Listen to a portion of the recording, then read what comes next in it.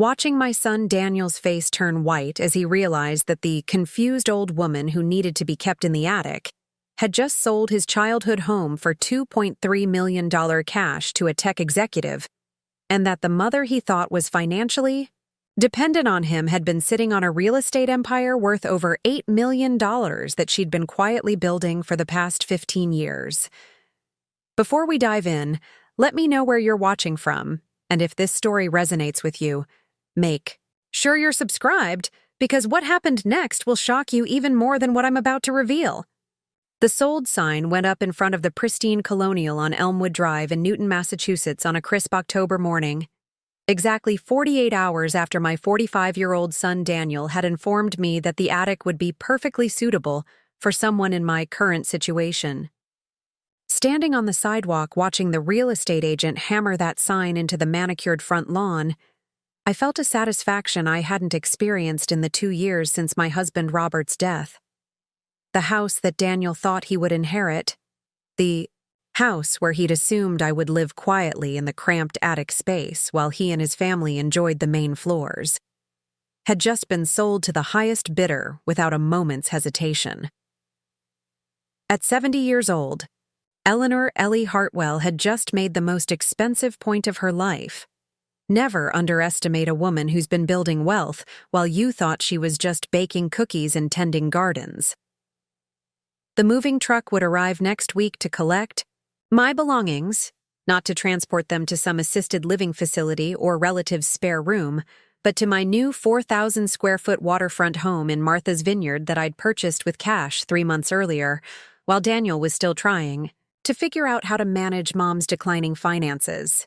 But watching my son Daniel's face turn white as he realized that the confused old woman who needed to be kept in the attic had just sold his childhood home for $2.3 million cash to a tech executive, and that the mother he thought was financially dependent on him had been sitting on a real estate empire worth over $8 million that she'd been quietly building for the past 15 years. That moment made every second of his condescending treatment worth it. The phone call I was about to make to my son would shatter everything he thought he knew about his mother's capabilities, her resources, and her willingness to accept his version of what was appropriate for a 70-year-old widow.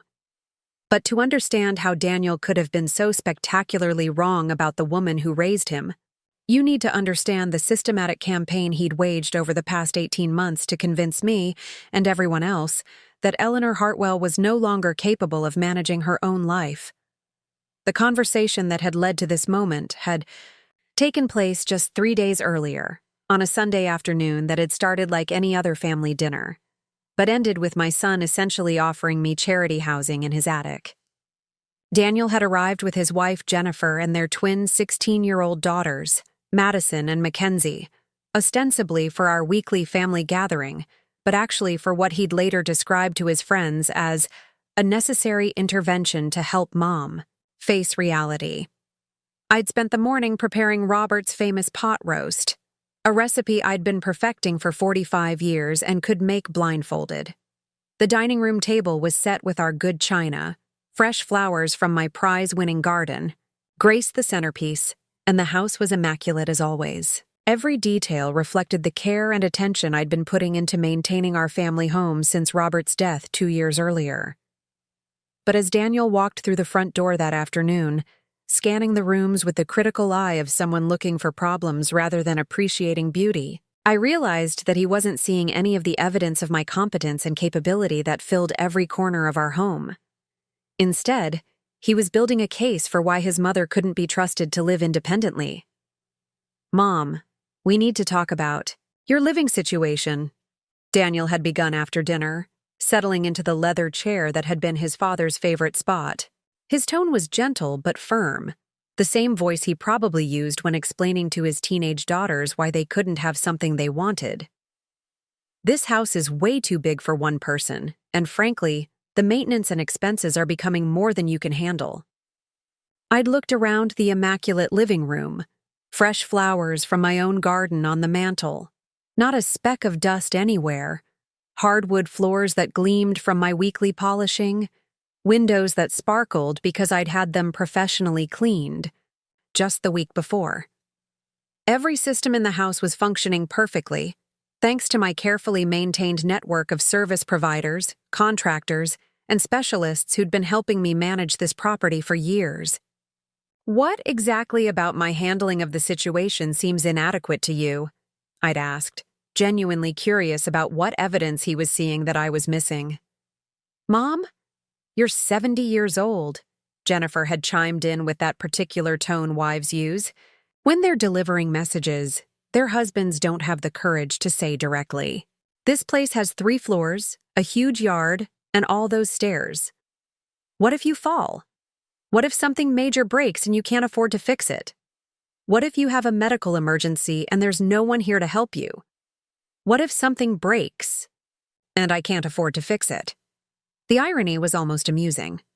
If only they had known that the woman they were lecturing about financial responsibility had liquid assets that exceeded their combined net worth by a factor of 10, and that I'd been successfully managing property maintenance, renovations, and improvements for decades while they struggled to keep up with their own mortgage payments.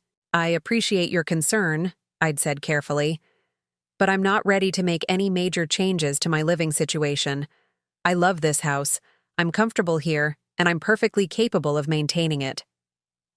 "But Mom, that's exactly the problem," Daniel had pressed, leaning forward with the earnest expression he'd worn since childhood when he was trying to convince me of something. "You think you're capable of maintaining this place, but you're not seeing the bigger picture. The financial burden, the physical demands, the isolation, it's all adding up to a situation that's becoming unsustainable." Unsustainable. The word hung in the air like an accusation. My life, according to my son, was unsustainable. That's when Daniel had pulled out the folder. Because apparently, treating your mother like an incompetent tenant required documentation, spreadsheets, and what he probably thought was compelling evidence. "Mom, we've been doing some research, and we think the best solution would be for you to move in with us permanently," he'd announced, opening the folder to reveal printed pages covered with his handwriting, highlighted sections, and what looked suspiciously like a PowerPoint presentation that had been converted to paper format. "Madison and Mackenzie are busy with college prep and will be leaving for university soon, so they won't be home much longer. You could have the attic space. We've already looked into converting it into a nice little apartment for you.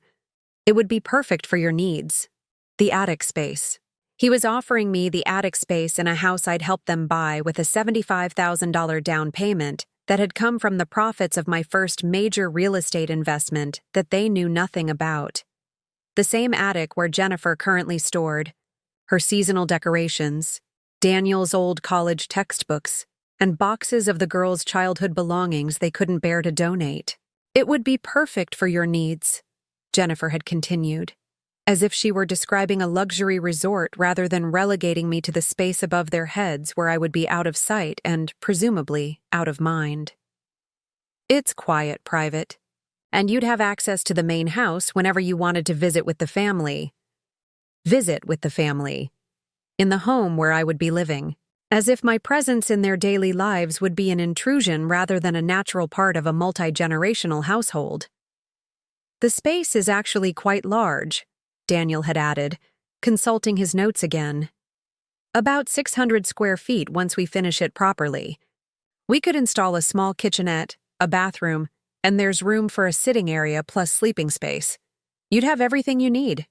Everything I need." They had reduced my needs to 600 square feet of converted storage space, as if 7 decades of life could be efficiently compressed into an attic apartment that would keep me conveniently contained while they lived their lives in the spacious rooms below. "What about this house?" I'd asked, gesturing around the living room where we'd celebrated Daniel's birthdays, where he'd brought Jennifer to meet us for the first time, where Madison and Mackenzie had taken their first steps and said their first words. "Well," Daniel had said, his voice taking on the tone of someone delivering news they thought was particularly clever, "we think the smartest thing would be to sell it and use the proceeds to help supplement your living expenses and cover the costs of converting the attic space for you. Supplement my living expenses." They had no idea that my living expenses were already supplemented by rental income from 3 investment properties, dividend payments from a carefully curated stock portfolio, and the profits from a small business I'd been running quietly for the past 3 years. The real estate market is strong right now, Jennifer had added, clearly pleased with their research and planning. And a house this size in this neighborhood should sell quickly. We've already spoken to a real estate agent who thinks we could list it for around $850,000, maybe $900,000 if we're lucky and find the right buyer. If we're lucky. The house they thought might sell for $900,000 if they were fortunate had already been appraised at $1.8 million by the assessor for my insurance company, and I knew from my own extensive research that similar properties in our neighborhood had been selling for well over $2 million. The colonial 2 streets over, with fewer upgrades and a smaller lot, had sold just last month for $2.1 million. But then again, Daniel and Jennifer had never paid attention to real estate trends, property, values, or investment strategies. They'd been too busy with their own lives to notice that the woman they were trying to manage had been studying these markets for years, attending real estate investment seminars, and building relationships with agents, contractors, and financial advisors who respected her business acumen. "We think this plan addresses all your major concerns," Daniel had continued, clearly warming to his presentation. "You'll have security, family nearby, no maintenance responsibilities, and enough money from the house sale to live comfortably for the rest of your life." The rest of my life. As if at 70, I was supposed to be winding down, accepting limitations, and grateful for whatever accommodations my children chose to provide, rather than continuing to build, create, and pursue my own vision of what my future could look like.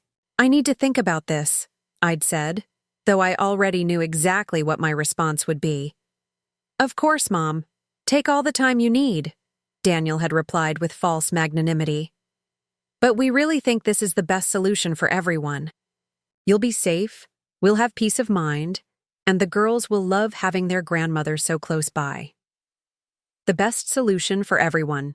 Code for the solution that would give them control over my living situation, access to what they assumed were my limited resources, and the satisfaction of having solved the problem of their aging mother without actually having to accommodate my preferences or respect my autonomy. Jennifer had gathered up their papers and folders while Daniel explained the timeline they had in mind. "We're thinking we could start the conversion process in the next few weeks, list your house in early spring when the market picks up, and have you moved in with us by summer. It's perfect timing." Perfect timing. For them, perhaps. For me, it was the perfect moment to demonstrate exactly how wrong they were about every assumption they'd made regarding my capabilities, my resources, and my willingness to accept their version of what was appropriate for my life.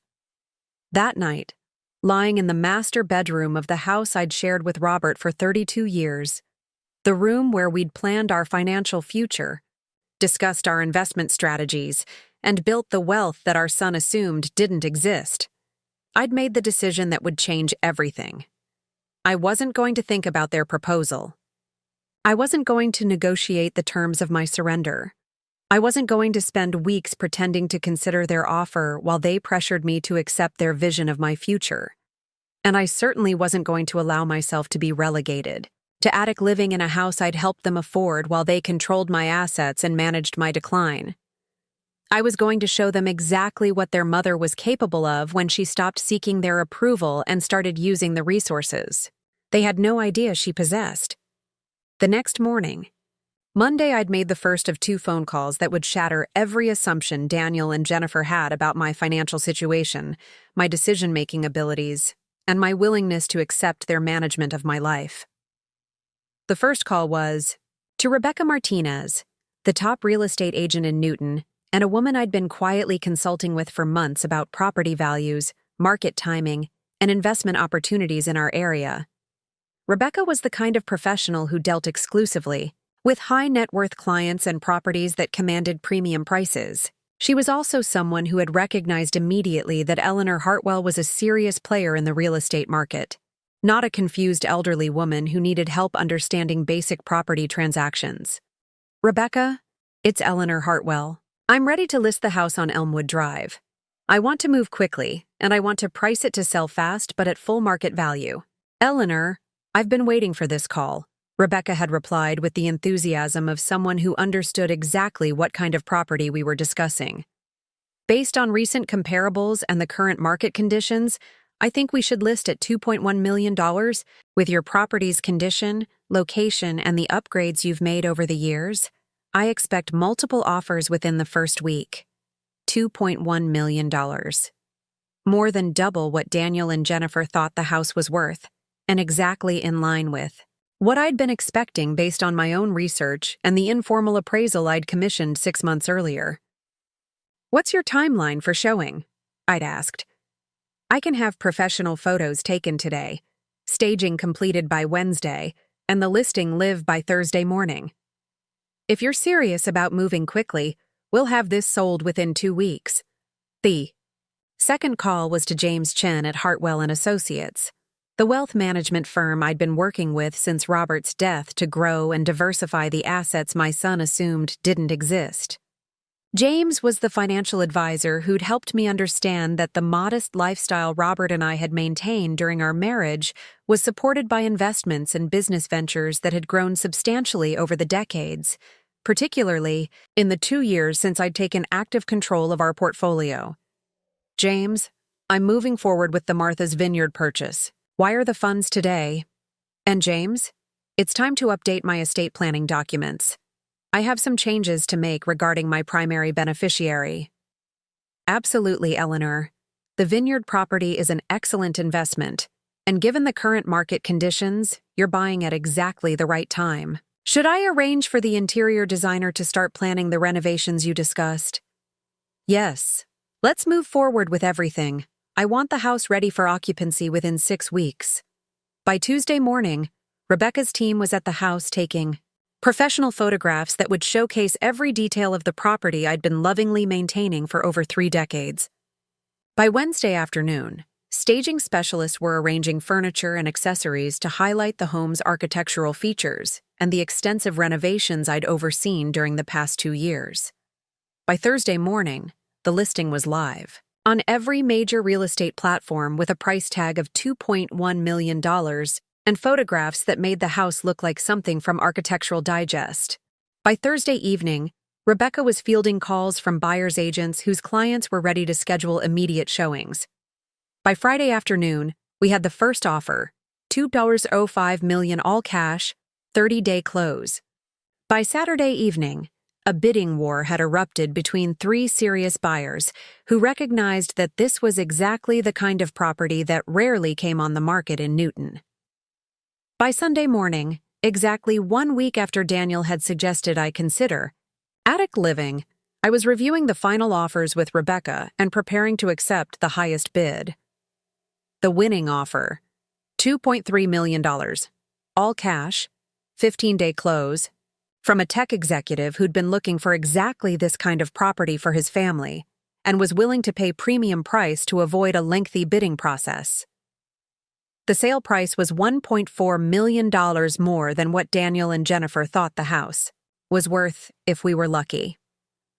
Sunday afternoon, I made the phone call that would change everything Daniel thought he knew about his mother's financial situation and decision-making capabilities. "Daniel, it's Mom. I have some news about the house." "Oh, Mom, have you been thinking about our conversation? Because Jennifer and I have been looking at contractors for the attic conversion, and we think we can have everything ready for you by—" "Daniel, I've sold the house." The silence on the other end of the phone stretched for nearly 30 seconds. When he finally spoke, his voice was small and confused, like a child who'd just been told that everything he thought he understood about the world was wrong. "Mom, what do you mean you sold the house? You can't just make a decision like this without consulting the family." "Daniel, the last time I checked, my name was the only one on the deed, and the last time we spoke, you made it very clear that You thought I should sell this house and use the proceeds for my living expenses. That's exactly what I'm doing. But we had a plan. We were going to help you through this process. We were going to manage everything so you didn't have to deal with the stress and complexity.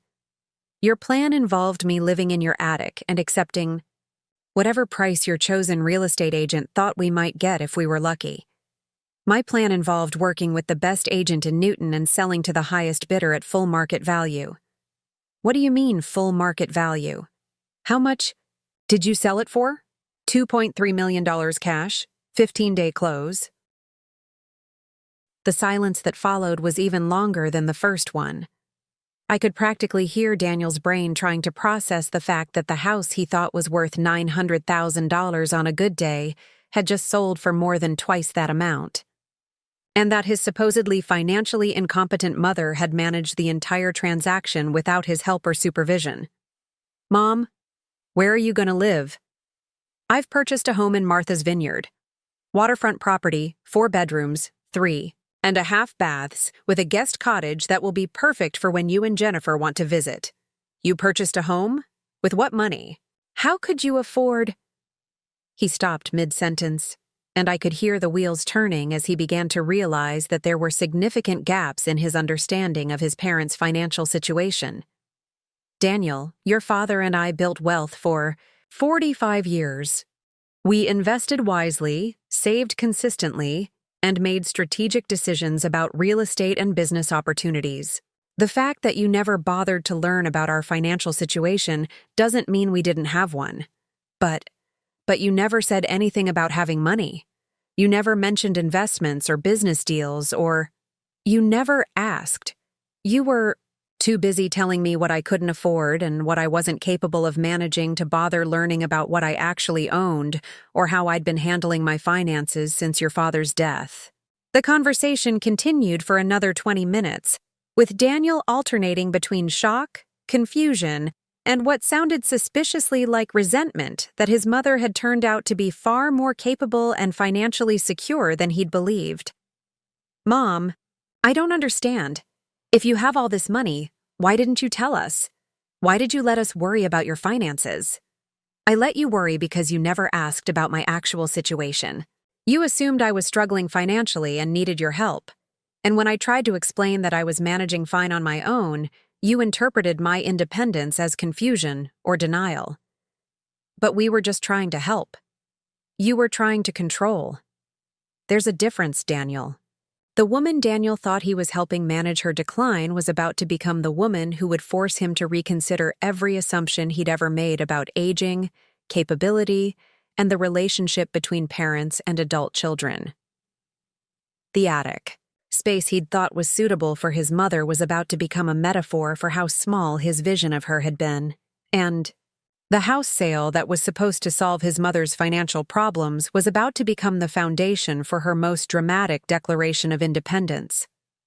The moving truck would arrive on Friday to transport my belongings to Martha's Vineyard, where I would begin the next chapter of my life, in a home that reflected my actual resources and preferences rather than my son's limitations and misconceptions.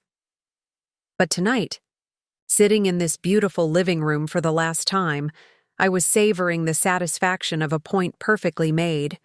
The woman Daniel had underestimated was about to show him exactly what his mother was capable of when she stopped accepting his version of what was possible for someone her age, someone her gender, and someone he'd decided needed his management and protection, and it was going to be magnificent. What Daniel and Jennifer didn't know as they sat in their suburban living room that Sunday evening, congratulating themselves on having solved the mom problem with their attic solution, was that the woman they had just relegated to storage space was sitting on a real estate portfolio worth $8.3 million. While they worried about my ability to afford basic home maintenance, I owned 3 rental properties in Cambridge that generated $18,000 per month in passive income. While they fretted about my declining cognitive abilities, I had been successfully managing a property investment business that had outperformed the S&P 500 by 12% over the past 5 years. While they assumed I needed their financial guidance, I had liquid assets that could fund their children's college educations 3 times over without making a dent in my principal. But here's the thing about being systematically underestimated by your own family. You learn to keep your capabilities and resources private, because every time you've tried to share your successes in the past, they've found ways to diminish them, question your judgment, or suggest that you've been lucky rather than skillful. When Robert died 2 years ago, I had expected Daniel to support me through my grief while I transitioned from being half of a partnership to being a complete individual. What I got instead was a son who immediately positioned himself as the wise adult who needed to guide his confused elderly mother through every aspect of widowhood, from financial planning to social activities to basic life decisions. The truth was, Robert and I had been far more financially successful than Daniel realized, but our success had been built on careful planning, strategic investments, and a deliberately modest lifestyle that allowed us to accumulate wealth without drawing attention to our growing net worth. We'd learned early in our marriage that financial security came from living below your means and investing the difference, not from displaying your wealth through expensive cars, luxury vacations, or status symbols that impressed the neighbors. Robert had started his career as a mechanical engineer at Raytheon, but by the time he retired, he was consulting for defense contractors across New England and commanding fees that reflected his expertise in advanced manufacturing systems. More importantly, he had parlayed his technical knowledge into investments in companies whose innovations he understood better than most financial analysts. But I hadn't just been the supportive wife who managed the household while Robert built our fortune. I had been his business partner in every sense of the word, handling client development, contract negotiations, project management, and financial planning for over 2 decades. Many of our biggest consulting contracts had come through relationships I'd developed, proposals I'd written, and client management strategies I'd implemented. When Robert became ill 3 years ago, I had seamlessly taken over the business operations while caring for him. When he died, I hadn't lost my business partner. I had lost my collaborator, but I had retained all the knowledge, relationships, and capabilities that had made our partnership successful. Daniel had interpreted my temporary withdrawal from active business development as evidence that I had never been truly capable, that I had only functioned as an extension of Robert's talents. He had no idea that 6 months after Robert's funeral, I had quietly transformed our consulting practice into Eleanor Hartwell Property Solutions, a real estate investment and management company that specialized in identifying undervalued properties in emerging neighborhoods around Boston.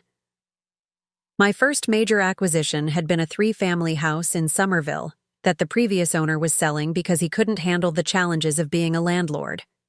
The property was structurally sound but cosmetically tired, located in a neighborhood that was clearly on the verge of gentrification, but hadn't yet attracted the attention of major developers.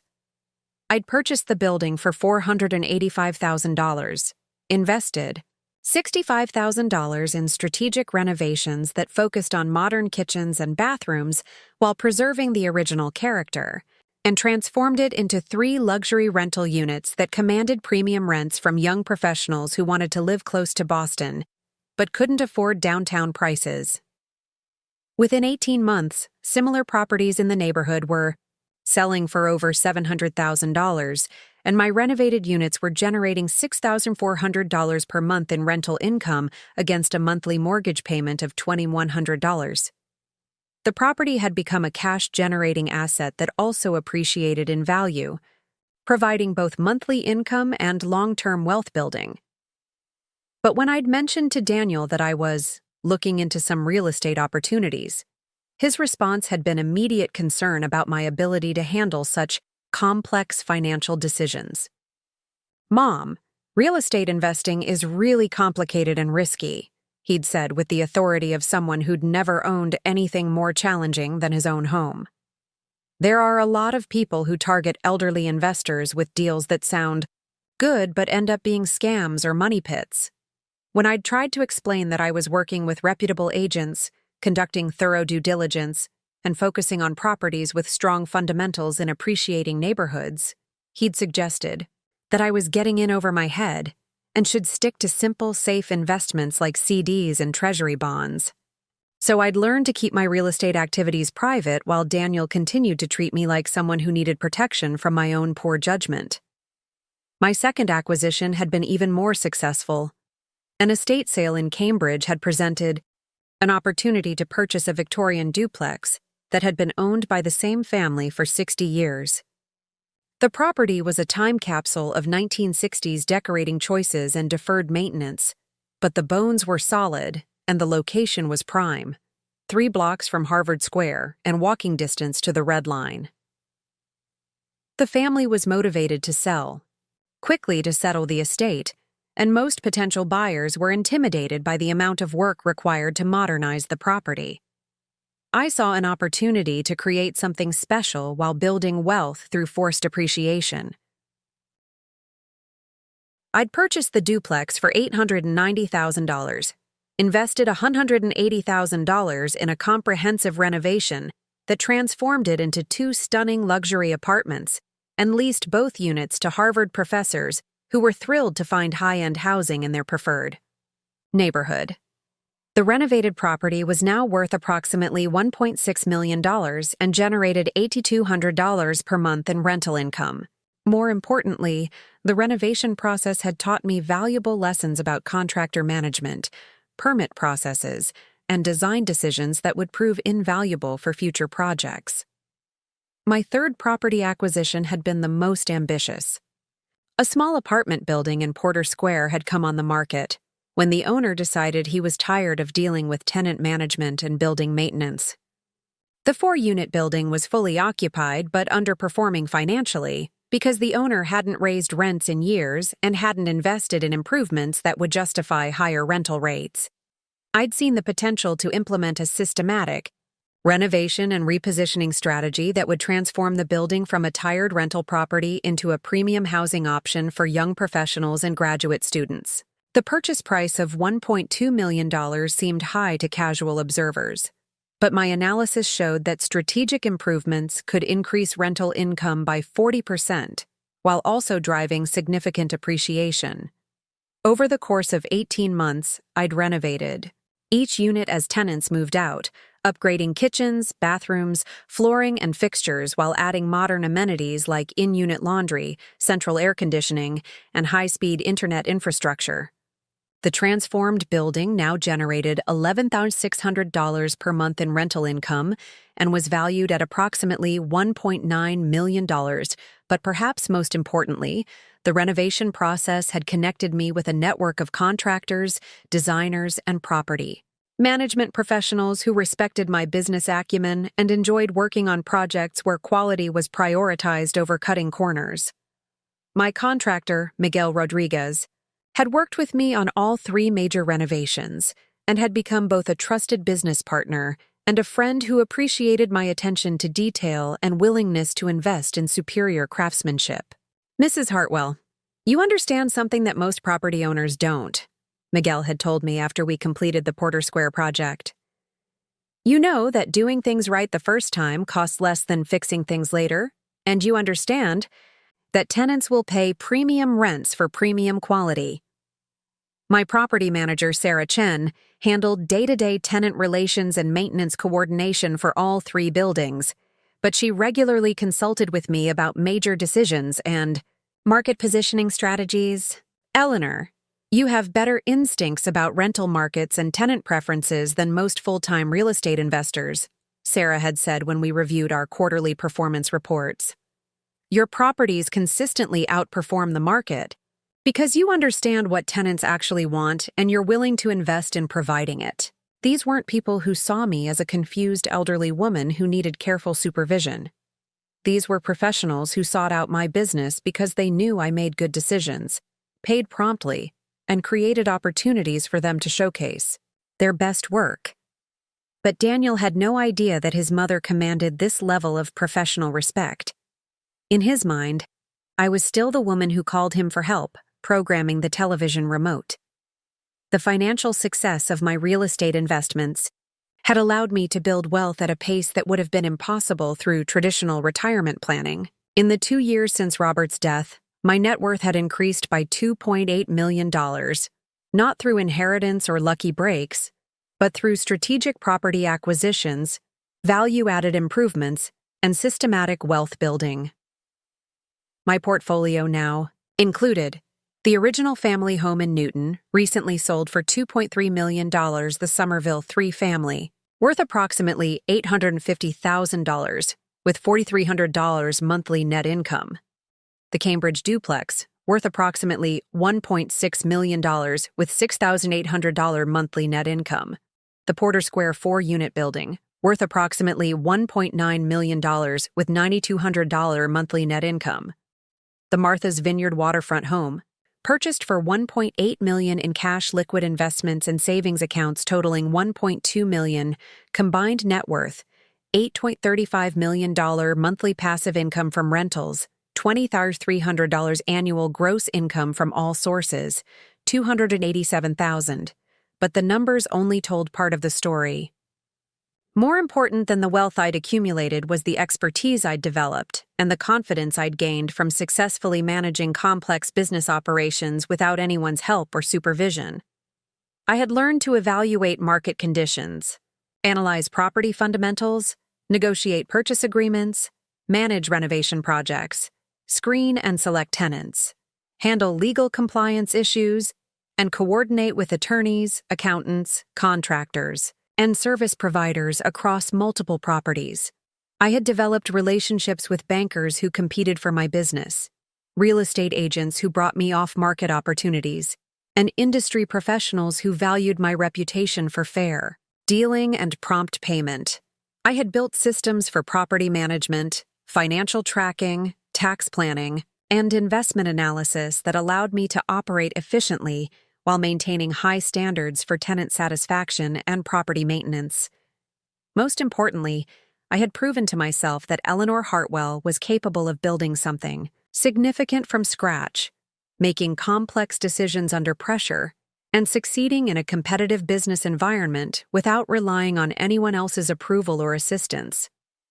But none of this success had been visible to Daniel because he'd never asked about my activities, never expressed interest in my post-retirement plans, and never considered the possibility that his mother might be building something remarkable while he was worrying about her declining capabilities. The gap between his perception and my reality had become a source of quiet amusement for me over the past year. While he worried about my isolation, I was attending real estate investment meetings, networking events, and industry conferences where my expertise was sought after and respected. While he fretted about my limited income, I was generating more monthly passive income than his annual salary and building wealth at a rate that would make most financial advisors envious. While he assumed I needed his guidance to make major decisions, I was successfully managing a business portfolio that required me to make critical judgment calls every week about acquisitions, improvements, tenant relations, and strategic planning. The woman sitting in that living room during his attic intervention wasn't someone who had been reduced to accepting charity housing from her children. She was someone who had been building an empire while her son was trying to figure out how to manage her decline. When Robert died, I had faced a choice. I could accept the limited role Daniel seemed to expect from elderly widows, or I could use my freedom to build something that reflected my actual capabilities and ambitions. I had chosen to build. The financial independence I'd achieved meant that I never had to accept anyone else's definition of what was appropriate for someone my age, my gender, or my supposed limitations. I could live where I wanted, spend money on what mattered to me, and pursue projects that challenged me intellectually and creatively. More importantly, I had learned something valuable about the psychology of family dynamics. Adult children often need their parents to be dependent because it gives them purpose and importance. Daniel's concern about my capabilities wasn't entirely about my well-being. It was also about his need to feel necessary and in control. But the Martha's Vineyard property purchase had been about more than just buying a beautiful home. It had been about creating physical space between myself and the family members who couldn't see me clearly, while also making an investment that would continue building wealth and provide a legacy asset for future generations. The 200-square-foot waterfront home sat on 3 acres with 200 feet of private beach frontage. The property included a main house with 4 bedrooms and 3.5 bathrooms, plus a separate guest cottage that could accommodate visitors or be used as a home office. But beyond the luxury amenities, the vineyard property represented something more significant: proof that I could make major life decisions based on my own preferences rather than other people's expectations. I had chosen the location because I loved being near the water, not because it was close to family members who might need to check on me. I had chosen the size because I wanted space for entertaining, pursuing hobbies, and potentially hosting business meetings, not because someone else had decided what was appropriate for my needs.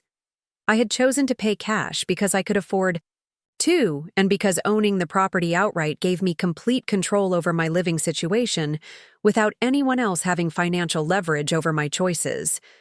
The interior design and renovation plans I'd developed with my decorator, Patricia Williams, reflected my personal taste and lifestyle preferences rather than anyone else's ideas about age-appropriate living.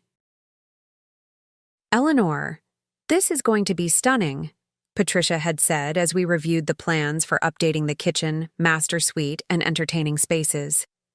"You've created a design that's both sophisticated and comfortable, and the way you're integrating indoor and outdoor living spaces shows real understanding of how to maximize the waterfront location. The renovation budget of $400,000 might have seemed extravagant to someone like Daniel, who worried about the cost of basic home maintenance. But for someone with my resources and business experience, it was a strategic investment in creating a living environment that would provide enjoyment and continue appreciating in value." The timing of the Martha's Vineyard purchase had been deliberate. I had closed on the property 3 months before Daniel's attic intervention, but I hadn't mentioned it to him because I knew he would respond with concerns about the expense, questions about my decision-making process, and suggestions that I was taking unnecessary risks. Instead, I had quietly handled the entire transaction, from initial property search through closing and renovation planning, without seeking anyone's input or approval.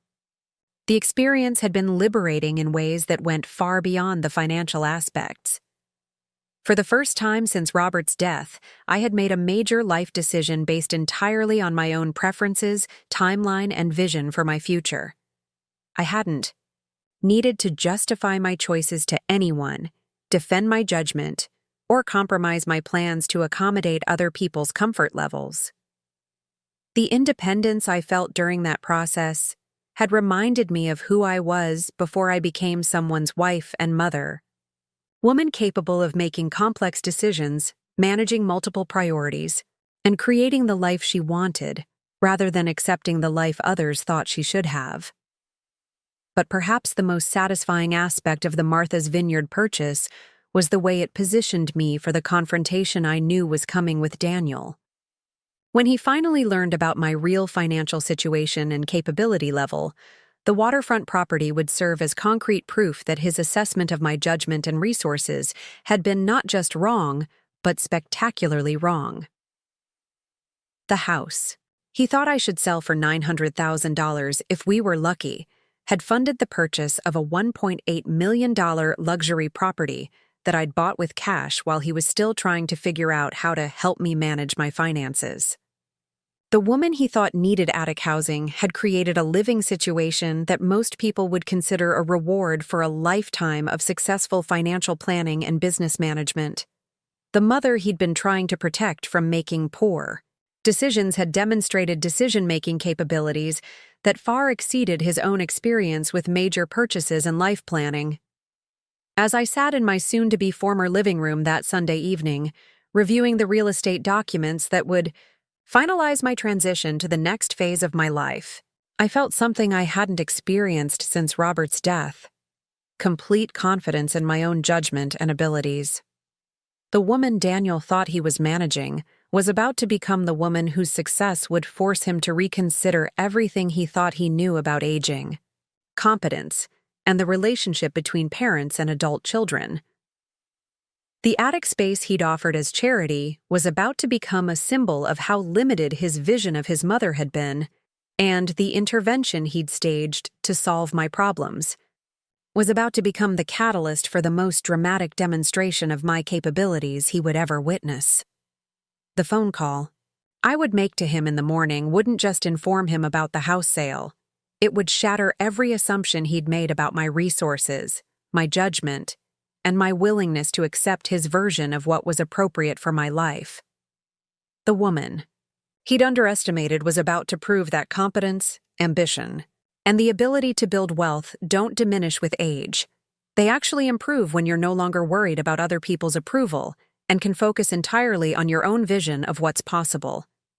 And Daniel was about to learn that the most expensive mistake of his life had been assuming that his 70-year-old mother was someone who needed his management rather than someone whose capabilities far exceeded his own. The reckoning was going to be swift, decisive, and absolutely magnificent. To understand how my 45-year-old son could offer his 70-year-old mother attic housing and consider it a reasonable solution, you need to understand the family dynamic that had been systematically building since Robert's death 2 years ago. This wasn't a spontaneous act of thoughtless cruelty. It was the culmination of a carefully orchestrated campaign to convince me that I was incompetent, financially vulnerable, and grateful for whatever assistance my children chose to provide. The transformation in how Daniel treated me didn't happen overnight. It began subtly, in the weeks after Robert's funeral, when I was most vulnerable and least likely to recognize manipulation for what it was. What started as seemingly helpful concern gradually evolved into systematic control, as Daniel positioned himself as the wise adult who needed to guide his confused elderly mother through every aspect of widowhood. Robert and I had been married for 43 years. We'd built a life together that was financially secure, intellectually stimulating, and deeply satisfying. He handled the technical aspects of our consulting business and the complex mathematical calculations required for our investment strategies, while I managed client relationships, business development, project coordination, and the interpersonal dynamics that kept our operations running smoothly. We complemented each other professionally and personally in ways that made both of us more capable and effective than we could have been individually. When Robert died after a brief but devastating battle with pancreatic cancer, I felt like I'd lost not just my husband, but my business partner, my closest friend, and the person who best understood my capabilities and potential. During those first months of widowhood, I was genuinely struggling to figure out who I was as an individual after 4 decades of being half of a perfectly matched partnership. I was learning to make decisions that Robert and I had always made together, managing business relationships that had been built around our collaborative approach, and trying to envision what my life could look like when I was no longer someone's wife, but simply myself. I needed support, patience, and encouragement while I found my footing as a single person for the first time since I was 26 years old.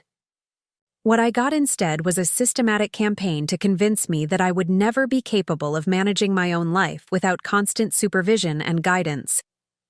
Daniel, who had always been what you might charitably call protective, seemed to interpret my temporary vulnerability as evidence of permanent incompetence.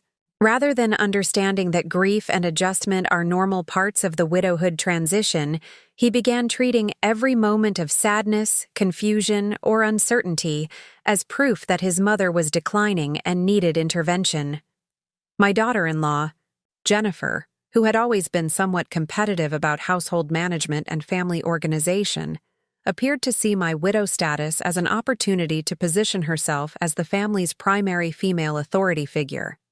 She began offering advice about everything from meal planning to home maintenance, with the confidence of someone who'd never managed a property portfolio or coordinated complex business operations.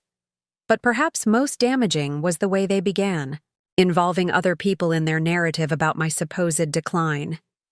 This wasn't just about convincing me that I needed help. It was about building consensus among our extended family and social circle that Eleanor Hartwell was losing her capacity for independent living. The first person they recruited to their cause was Robert's brother Thomas, who lived in Hartford and had always been the more traditional of the two brothers. Thomas believed strongly in conventional family hierarchies where adult children naturally assumed responsibility for aging parents, and he had limited patience for what he called stubborn independence in elderly relatives. Daniel called Thomas within a week of Robert's funeral to discuss Mom's situation and express his concerns about my ability to manage alone. "Uncle Thomas, I'm really worried about Mom," I overheard Daniel saying during a phone conversation that was supposedly private. "She's not handling Dad's death well, and I think she's struggling more than she wants to admit. She keeps insisting she can manage the house and finances on her own, but I think she needs more support than she's willing to accept." The phone call lasted over an hour, with Daniel detailing every moment of normal grief behavior as evidence of concerning decline. My tears during Robert's memorial service became emotional instability. My difficulty sleeping in the weeks after his death became signs of depression that might affect her judgment. My decision to postpone major household projects while I focused on estate settlement became evidence that she's overwhelmed by basic responsibilities. When Thomas called me the next day, his tone was gentle but patronizing in a way that immediately made me defensive. "Eleanor, sweetheart, Daniel tells me you're having a rough time adjusting to life without Robert. That's completely understandable. But maybe it would be helpful to accept some assistance from family members who want to support you through this transition." "I'm managing fine, Thomas. Grief is difficult, but I'm handling everything that needs to be handled." "But honey, maybe managing fine isn't the same as thriving. Daniel and Jennifer are worried that you're putting unnecessary pressure on yourself to maintain Robert's level of independence when it might be healthier to lean on family during this difficult time." That conversation established a pattern that would continue for months. Family members expressing concern about my stubborn independence and suggesting that my desire to handle my own affairs was evidence of poor judgment, rather than normal autonomy. Over the following weeks, similar conversations happened with my sister Patricia in Baltimore, Robert's sister Caroline in Portland, and several longtime family friends who had been told that I was struggling with the transition and needed encouragement to accept help gracefully. Each person who called expressed the same gentle concern about my emotional state and the same suggestion that I should allow Daniel to help with various aspects of managing my new life. The message was clear. Everyone who mattered in my life had been told that I was struggling beyond my capacity and needed intervention from responsible family members. The brilliant manipulation was that if I protested or tried to explain that I was actually handling things quite well, I would sound defensive, paranoid, or exactly like someone experiencing emotional breakdown who lacked insight into her own problems. Daniel had effectively isolated me by creating a narrative that made any objection to his involvement sound like confirmation of my incompetence. The next phase of his campaign involved what he called helpful suggestions about modifying my daily routines and living arrangements to make them safer and more manageable for someone in my current situation. But these weren't genuine safety improvements. They were systematic attempts to make my independent lifestyle feel burdensome and inappropriate, which would support his argument that I needed more supervised living arrangements. It started with transportation. I had been driving safely for over 50 years, with only one minor accident that had been the other driver's fault. But suddenly, every trip I took became an opportunity for Daniel to express elaborate concerns about my safety behind the wheel. "Mom, are you sure you should be driving to the grocery store in this weather?" he would ask whenever there was any possibility of rain, snow, or even overcast skies. "Your reflexes aren't what they used to be, and there are so many distracted drivers out there these days." When I pointed out that I'd been driving in New England weather for decades and had never had weather-related difficulties, he would frame his concerns as coming from love. "I just worry about you, Mom. If something happened to you while you were driving, I'd never forgive myself for not speaking up. The driving concerns escalated to suggestions that I should limit my trips to essential errands and ask for rides instead of driving myself places. "Mom, why don't you call me when you need to go somewhere? I'm happy to take you, and that way we know you arrived safely." But when I did call for rides, Daniel was often unavailable, too busy with work, or could only accommodate my schedule at times that didn't work for my appointments. The message was clear. I should limit my activities to what was convenient for him when it was convenient for him. He also began expressing skepticism about my social activities and friendships, particularly my relationships with other widows who were living independently and pursuing active lifestyles. When I mentioned having lunch with my friend Catherine Morrison, who was 72 and had been widowed for 3 years, Daniel would ask probing questions. "What do you really know about Catherine's mental state? Are you sure she's a good influence on your emotional recovery?" Sometimes people in similar situations can reinforce each other's denial about the help they need. When I talked about activities at the local senior center, book clubs, art classes, and social groups I'd been participating in for years, Daniel would suggest that I was wearing myself out and should take things slower while you're processing your grief. When I mentioned new people I'd met or places I'd gone, Jennifer would warn me about people who target vulnerable seniors and suggest I should be more cautious about trusting strangers during this emotional time. Over time, it became easier to stop mentioning my social activities than to deal with their constant warnings and concerns. They interpreted my silence as evidence that I was, indeed, becoming isolated and dependent on them for social interaction. Perhaps the most insidious aspect of their campaign was the way they weaponized my grief to undermine my confidence in my own judgment and emotional stability. Every normal part of the grieving process was reinterpreted as evidence that I was not coping well and needed professional intervention. When I mentioned missing Robert during what would have been our 43rd wedding anniversary, Daniel immediately suggested that I should consider grief counseling. "Mom, if you're still having this much trouble with emotional regulation after 6 months, it might be helpful to talk to someone professional about healthy coping strategies." When I decided to redecorate the master bedroom to make it feel less like a shrine to my married life and more like a space that reflected my individual taste, Jennifer expressed concern about my decision-making process. "Are you sure you're ready to make major changes like this?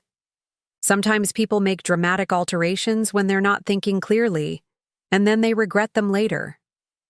When I mentioned considering a vacation to visit Catherine Morrison in Florida, something that would have helped me process my grief while maintaining important friendships, Daniel launched into a lecture about the risks of travel for seniors in your emotional state. "Mom, traveling alone right now might not be the best idea. You're dealing with a lot of emotional stress, and being in an unfamiliar place without family support could be overwhelming. Every normal human experience, missing my deceased husband, wanting to update my living space, desiring social connection and new experiences, was being reinterpreted as evidence of emotional instability or poor judgment that required family supervision. But the most damaging manipulation was the way Daniel began using my grandchildren, his daughters Madison and Mackenzie, to reinforce the narrative about my emotional fragility and need for careful management. The twins, who were 14 at the time and had always enjoyed spending time with their grandmother, suddenly began receiving detailed instructions from their parents about how to interact with me during family visits. "Girls, remember that Grandma is going through a really difficult time right now," I overheard Jennifer telling them before one Sunday dinner. "She might seem sad or confused sometimes, and it's important that you're patient with her. If she says anything that worries you or seems strange, make sure you tell us about it later." The girls, who had always related to me as their capable, fun-loving grandmother who baked cookies, helped with homework, and told entertaining stories about their father's childhood, suddenly began treating me with the careful concern normally reserved for someone recovering from serious illness. "Grandma, are you feeling okay today?" Madison would ask, with the solemn expression of a teenager who'd been told her grandmother was fragile. Dad said we should make sure you're not getting too tired during our visits. Grandma, do you need help remembering anything? Mackenzie would inquire with the gentle tone someone might use with a person experiencing memory problems. Mom said sometimes people your age have trouble keeping track of things. Our easy, affectionate relationship gradually became stilted and careful, as if they were visiting a sick relative rather than spending time with their grandmother. Every interaction was filtered through their parents' concerns about my mental state and emotional stability. To reinforce their narrative that I couldn't handle independent living, Daniel and Jennifer began creating artificial emergencies that required their intervention and demonstrated my supposed inability to manage basic adult responsibilities. It started with maintenance emergencies that they insisted were evidence of my failure to properly care for the house. When a bathroom faucet developed a small drip, the kind of minor issue that any homeowner might experience, Daniel arrived unannounced with a plumber and a lecture about the importance of staying on top of small problems before they become major disasters. Mom, this could have caused serious water damage if we hadn't caught it in time, he announced, as if a slow drip that I'd already planned to have repaired represented some kind of household crisis. You need to be more proactive about maintenance issues. When I pointed out that I'd noticed the drip and was planning to call a plumber myself, he suggested that my delay in addressing it immediately showed that I was overwhelmed by the responsibilities of homeownership. Maybe it's time to think about whether maintaining this big house is really the best use of your energy, Jennifer added helpfully. There are so many beautiful senior living communities where you wouldn't have to worry about maintenance issues at all. The artificial emergencies escalated over the following months. A loose handrail on the front steps became evidence that I wasn't maintaining the property safely. A burnt-out light bulb in the basement became proof that I wasn't staying on top of basic household tasks. A small oil stain in the driveway became a sign that I was neglecting property care. Each minor issue was treated as a crisis that required immediate family intervention and served as evidence that independent living was becoming too challenging for someone my age. But perhaps the most manipulative tactic was the way Daniel began, involving healthcare professionals in his campaign, using my routine medical appointments as opportunities to plant seeds about my supposed emotional instability and cognitive decline.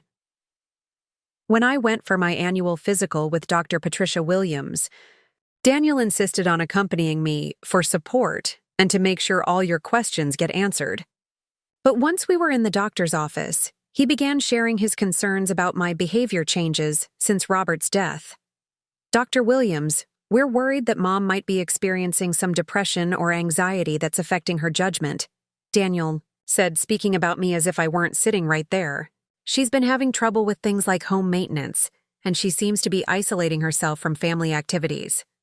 Dr. Williams, who had been my physician for 12 years and knew me well, looked puzzled. Mrs. Hartwell, how are you? Feeling? Are you experiencing symptoms of depression or anxiety that are interfering with your daily activities? I feel fine, Dr. Williams. I'm adjusting to life without Robert, which is normal and healthy. I haven't been having trouble with home maintenance or any other daily activities. She doesn't always have clear insight into the changes we're observing, Daniel added quickly. Sometimes people experiencing cognitive or emotional changes aren't aware of the symptoms themselves. The appointment that should have been a routine health check became an exercise in defending my mental competence against claims made by my own son. Dr. Williams, to her credit, conducted her own assessment and found no evidence of cognitive decline or concerning depression. But the fact that questions had been raised created a record that Daniel could point to as evidence that even healthcare professionals were concerned about my mental state. He used the same tactic with my dentist, my eye doctor, and even the pharmacist at my local drugstore. Each professional interaction became an opportunity for him to express concerns about my cognitive function, my emotional stability, or my ability to manage my medications safely. The cumulative effect was that Daniel was creating a paper trail of concerns from multiple sources that would make his eventual intervention seem not just reasonable, but medically necessary. The most devastating escalation came when Daniel began undermining my relationship with Catherine Morrison, who had become my closest friend and strongest source of support since Robert's death. Catherine was 72, had been widowed for 3 years, and understood something about grief and adjustment that my family members seemed incapable of grasping. Catherine had successfully navigated her own transition from wife to independent woman. She lived alone in her own home, managed her own finances, traveled regularly, and maintained an active social life that demonstrated it was possible to thrive as an elderly widow rather than merely survive. More importantly, Catherine was the one person who consistently supported my independence and questioned my family's increasing involvement in my daily life. "Eleanor," Catherine had said after witnessing one of Daniel's welfare checks at my house, "I don't understand why your son treats you like you're incompetent. You're one of the sharpest, most capable women I know. My children check in with me regularly, but they don't act like I need supervision for basic life decisions." But Daniel and Jennifer saw Catherine's support for my independence as a threat to their narrative about my need for family management. So they began working systematically to undermine our friendship by suggesting that Catherine wasn't a good influence on my emotional recovery. "Mom, we're concerned about how much time you're spending with Catherine," Daniel said during one of his increasingly frequent visits to my house. "She's encouraging you to resist help that might be beneficial for your well-being." "Catherine is my friend, Daniel. She's been a wonderful source of support since your father died. But Mom, Catherine is dealing with her own grief and adjustment issues. Sometimes people in similar situations can reinforce each other's denial about the help they need. It might be healthier for you to spend time with family members who can offer more objective perspectives." Jennifer took a more direct approach, scheduling family activities and important conversations, at times when she knew I had plans with Catherine, forcing me to choose between my friendship and my relationship with my children. "Mom, we need to have a family meeting this Saturday afternoon to discuss some important financial planning issues," Jennifer would announce, knowing perfectly well that Catherine and I had tickets to a matinee performance at the local theater. When Xiao, I protested that I already had commitments. The response was always the same. "Mom, your family needs to be your priority right now. Catherine will understand that you have responsibilities to take care of." They also began making subtle comments about Catherine's influence on my decision-making, suggesting that she was encouraging me to be unnecessarily resistant to their reasonable suggestions. "Mom, we know Catherine means well, but she doesn't understand the full scope of what we're dealing with as a family," Daniel said during one particularly manipulative conversation.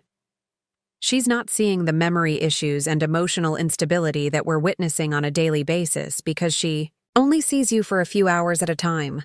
The message was clear. My closest friend was either not observant enough to recognize my problems, or she was actively encouraging me to make dangerous decisions by resisting their well-intentioned guidance. Over time, these tactics began to work. I found myself second-guessing conversations I'd had with Catherine, wondering if she was indeed encouraging me to be unreasonably independent. I started declining some of her invitations to avoid creating conflict with my children, and I began to feel increasingly isolated from the one person who had been consistently supportive of my autonomy and emotional well-being. The final phase of Daniel's campaign involved financial pressure designed to make me more dependent on his assistance and more willing to accept his management of my resources. He couldn't access my accounts directly, but he could create expenses and situations that would make me feel financially vulnerable and grateful for his help. It started with offers to help with financial planning that were actually attempts to gain control over my decision-making process. Daniel would arrive with printouts of articles about financial scams targeting seniors and suggest that I needed protection from my own potentially poor judgment. "Mom, there are a lot of people who target elderly women with investment schemes that sound good, but are actually designed to steal your money," he would say, with the authority of someone who'd never managed anything more complex than his own. checking account. Maybe it would be safer to simplify your investments and let me help you monitor your accounts. When I pointed out that I'd been successfully managing our family's investments for decades and felt confident in my ability to continue doing so, he would suggest that my confidence itself was evidence of the problem. But Mom, that's exactly what makes you vulnerable. Scammers rely on people who think they're too smart to be fooled. Sometimes the safest approach is to admit that you might not have all the information you need to make these decisions on your own. He also began questioning every significant purchase I made, no matter how reasonable or well-planned. When I bought a new washing machine to replace our 15-year-old unit that had finally broken down, Daniel expressed concern about my spending patterns. Mom, did you really need to buy the most expensive model? Are you sure you're not being influenced by salespeople who are trying to take advantage of your situation?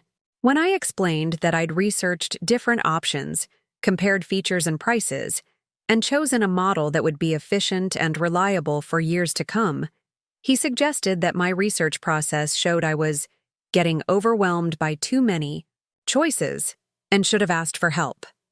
Next time, why don't you call me before making major purchases? I can help you evaluate the options and make sure you're getting good value for your money. Every financial decision I made became an opportunity for him to position himself as the wise advisor who needed to protect me from my own poor judgment, even when my decisions were clearly rational and well-considered. By the time Daniel staged his final intervention, the Sunday dinner where he presented his attic proposal and made it clear that my independence was no longer negotiable, he had successfully created a comprehensive case for why Eleanor Hartwell needed family management. On paper, his argument was compelling. A 70-year-old widow experiencing prolonged grief, social isolation, poor judgment about safety issues, questionable financial decision-making, and resistance to reasonable family assistance clearly needed intervention from responsible adult children who were offering practical alternatives. The reality that a competent, financially successful, emotionally healthy woman was being systematically manipulated by a son who needed to control her in order to feel important was much harder to prove and more difficult for outsiders to recognize. But as I sat in that living room listening to Daniel explain why the attic would be perfect for my needs, I realized that he had made one crucial mistake in his 18-month campaign.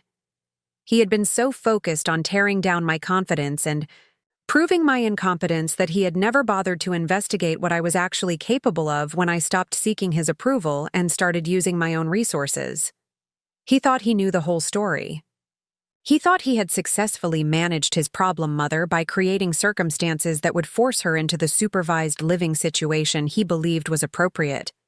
But he had no idea that the woman he had dismissed and manipulated was about to demonstrate capabilities that would make his entire campaign look not just wrong, but spectacularly, embarrassingly wrong. The house sale that would happen in the next week wasn't just about moving to a new location. It was about proving that everything Daniel thought he knew about his mother was nothing more than the product of his own need to feel superior and necessary. The systematic campaign he had waged against my independence was about to become the foundation for my most dramatic declaration of autonomy. And he was about to learn that underestimating Eleanor Hartwell was the most expensive mistake of his life.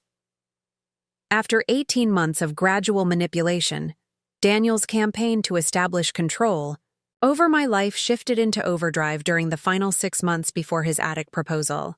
What had been subtle undermining and gentle pressure suddenly became an aggressive, coordinated effort to prove that I was incompetent and needed immediate intervention.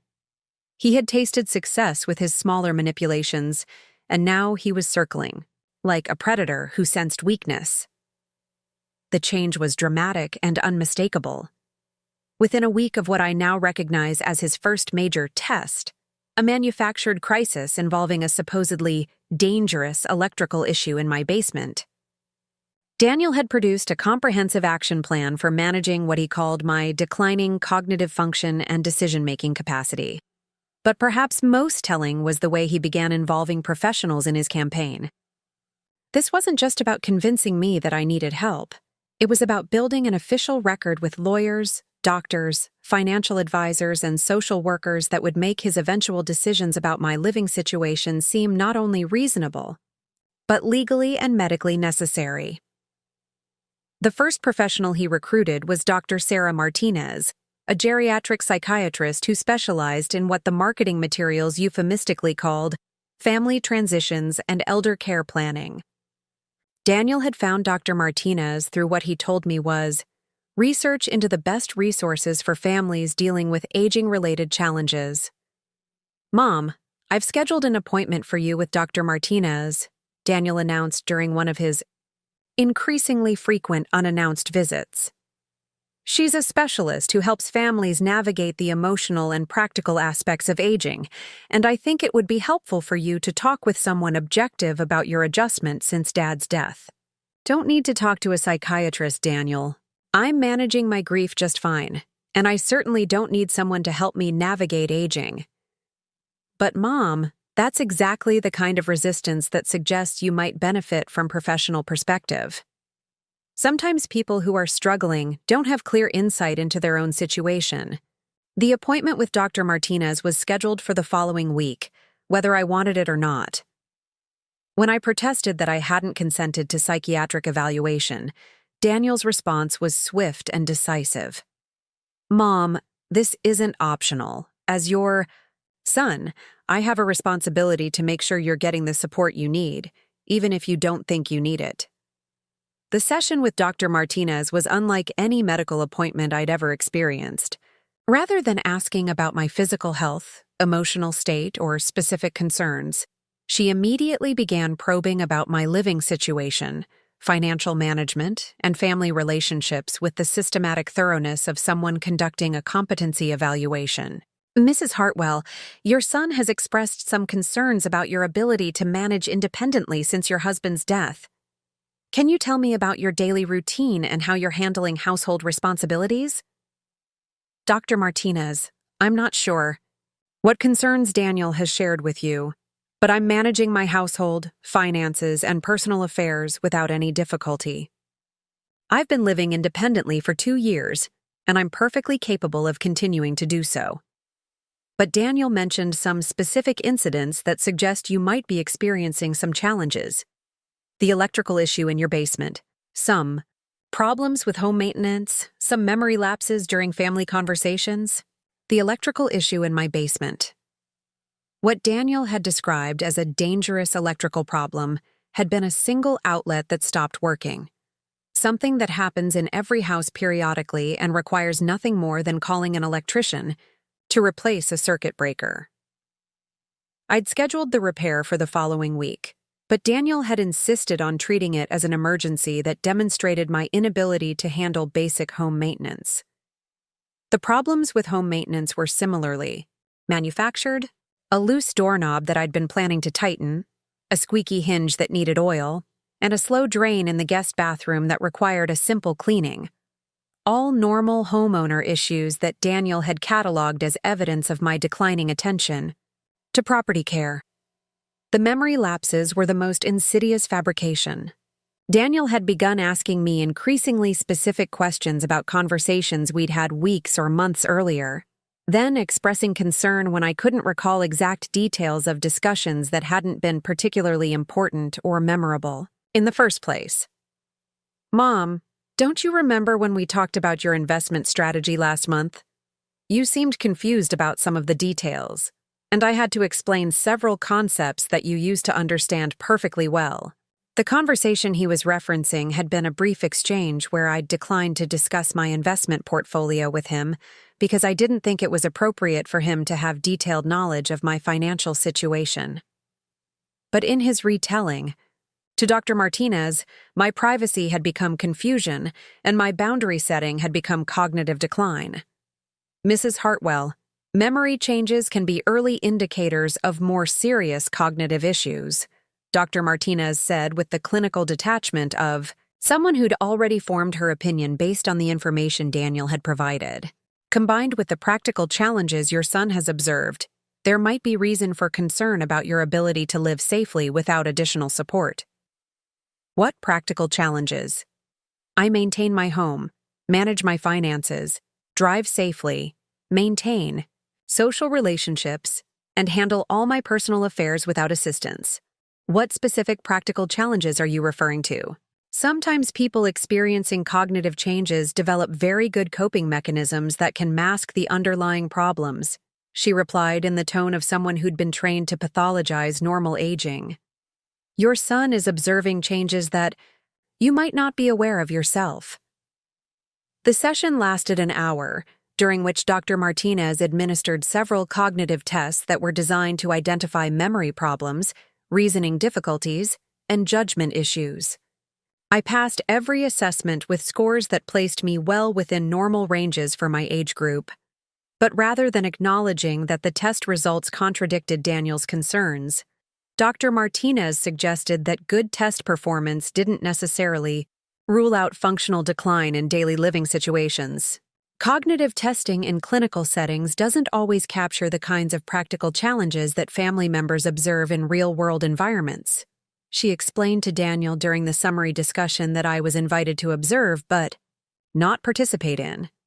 Your mother's test scores are good, but that doesn't necessarily contradict your observations about her daily functioning. So what do you recommend? Daniel asked, with the eagerness of someone who'd been hoping for professional validation of his concerns. I think it would be appropriate to continue monitoring the situation closely and consider environmental modifications that could enhance safety and provide additional support. Sometimes a more structured living situation can help maintain independence longer by reducing the cognitive load of household management. Environmental modifications. A more structured living situation. Reducing cognitive load. Dr. Martinez had provided Daniel with the professional language he needed to justify whatever decisions he wanted to make about my living arrangements, regardless of what my actual capabilities or preferences might be. 2 weeks later, Daniel arrived with another folder of documentation and a man he introduced as Tom Wilson, an elder care consultant who specializes in housing transitions. Mom, Tom helps families evaluate living situations and make recommendations about the best options for aging in place or transitioning to more supportive environments. I thought it would be helpful to get his professional assessment of your current situation. Tom Wilson was exactly what you'd expect from someone whose business model depended on convincing families that elderly relatives needed expensive intervention. He was smooth, professional, and expert at identifying problems that required his services to solve. Mrs. Hartwell, I understand you're living alone in a large house that requires significant maintenance and upkeep. That can be challenging for anyone, but particularly for someone dealing with the emotional stress of recent widowhood. Mr. Wilson, I'm not dealing with emotional stress that affects my functioning, and I'm not finding house maintenance challenging.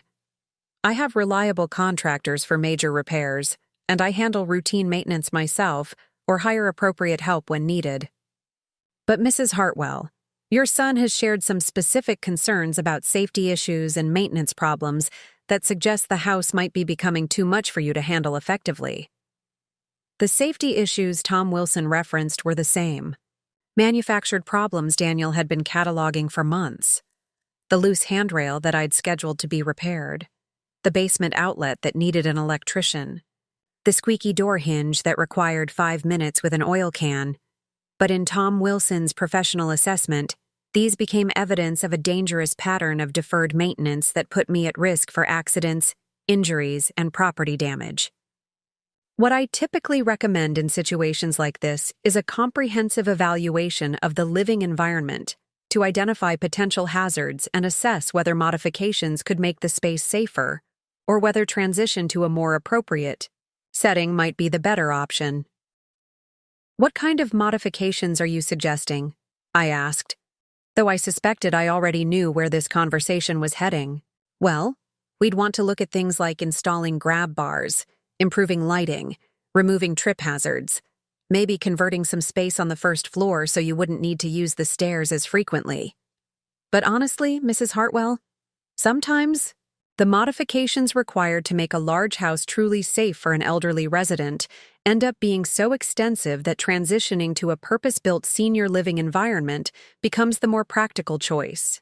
Purpose-built senior living environment.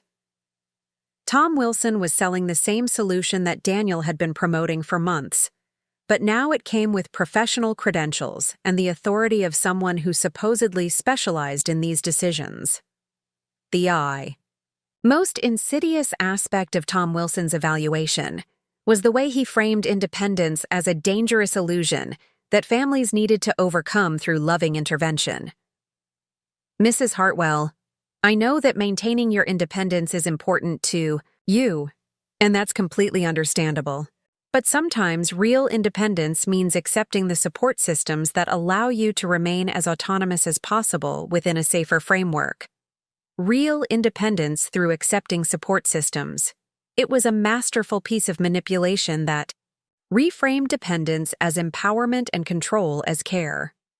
The goal isn't to limit your choices, Tom Wilson continued, but to expand your options by removing the barriers that might prevent you from living safely and confidently. Over the following month, Daniel escalated his campaign by involving legal professionals who could provide official documentation of my supposed incompetence and need for supervised care. The first was Patricia Ross, an elder law attorney who specialized in what her website called estate planning and family protection services. Daniel had arranged a consultation under the pretense of helping me update my will and estate planning documents after Robert's death. Mrs. Hartwell, it's important to make sure your estate planning reflects your current situation and provides appropriate protections in case of future incapacity, Patricia Ross explained during our initial meeting. Your son has mentioned some concerns about your ability to manage complex financial decisions independently. Ms. Ross, I don't have any concerns about my ability to manage financial decisions. I've been successfully managing our family's investments and business affairs for decades. But Mrs. Hartwell, financial management can become more challenging with age, and sometimes people don't recognize when they're making decisions that might not be in their best interests. It might be wise to consider documents that would allow your son to assist with financial management if that becomes necessary.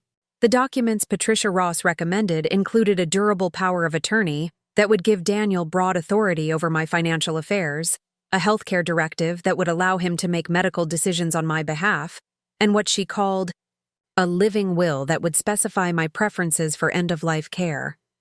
These documents are just precautionary, she assured me. They wouldn't give your son any authority unless you become unable to make decisions for yourself. But having them in place protects both you and your family if something unexpected happens. The problem was that the definitions of unable to make decisions were subjective and could be triggered by any physician who agreed with Daniel's assessment of my competence. If I signed these documents, Daniel would have legal authority to override my decisions whenever he could find a doctor willing to say that I wasn't thinking clearly. I'm not comfortable signing documents that give someone else authority over my affairs, I told Patricia Ross. I understand the importance of estate planning, but I want to maintain control over my own decisions as long as I'm capable of making them. But Mrs. Hartwell, that's exactly what these documents protect. They ensure that if you ever do become unable to make decisions, someone you trust will make them for you rather than having the court appoint a stranger. Patricia Ross spent the next hour explaining various scenarios where I might need someone else to manage my affairs.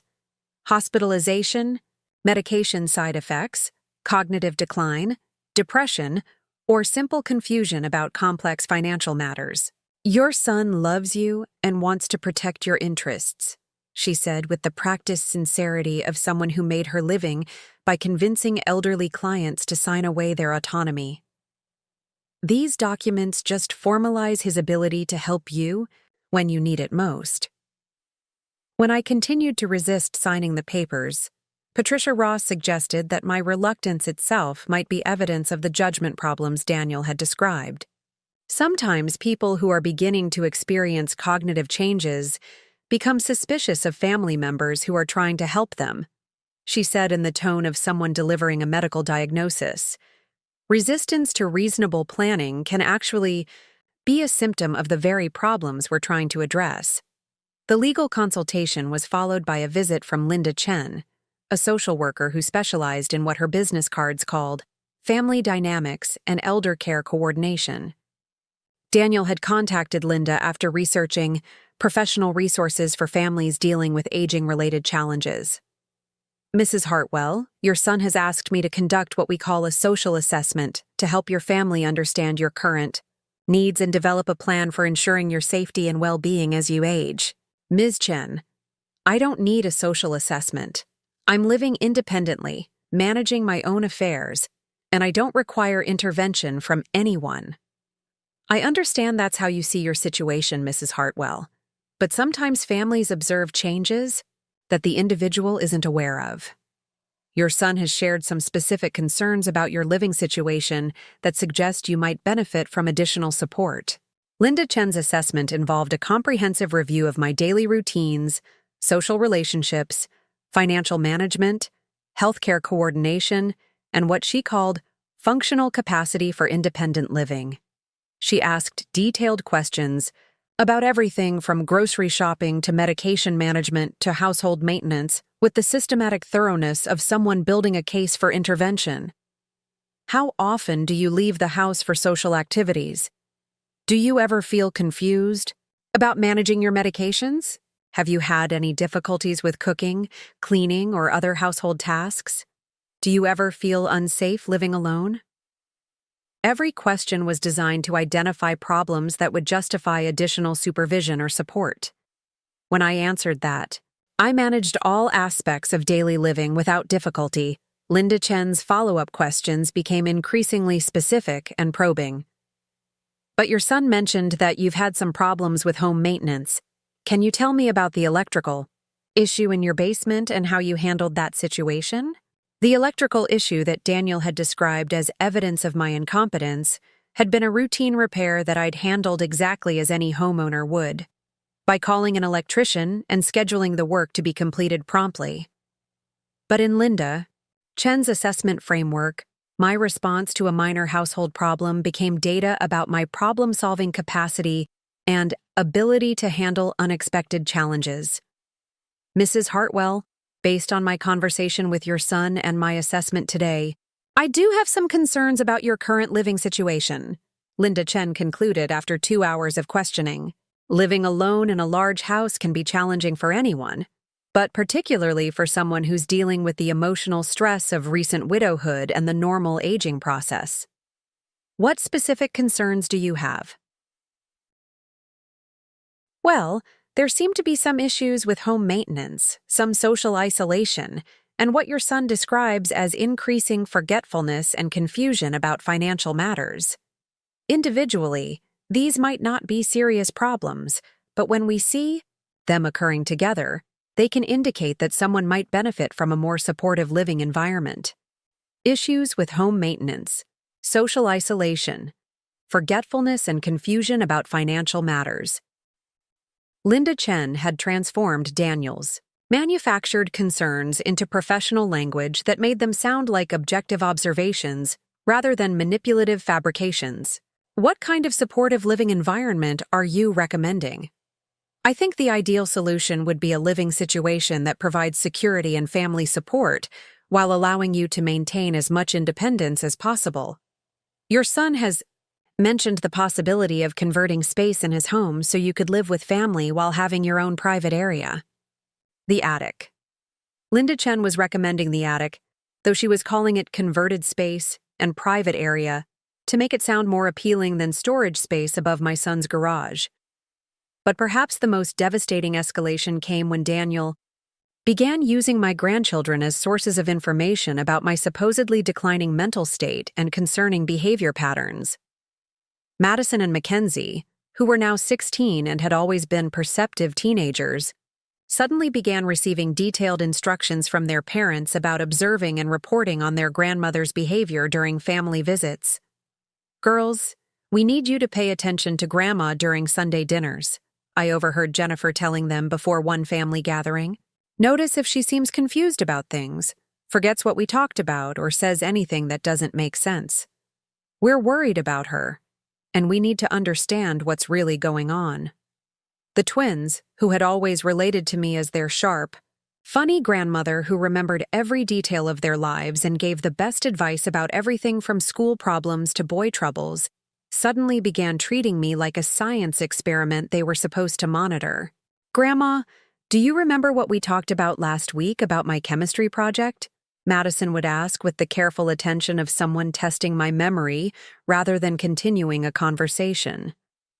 "Grandma, you told the same story about Dad's Little League game twice during dinner," Mackenzie would observe with the concern of a teenager who'd been told to watch for signs of confusion.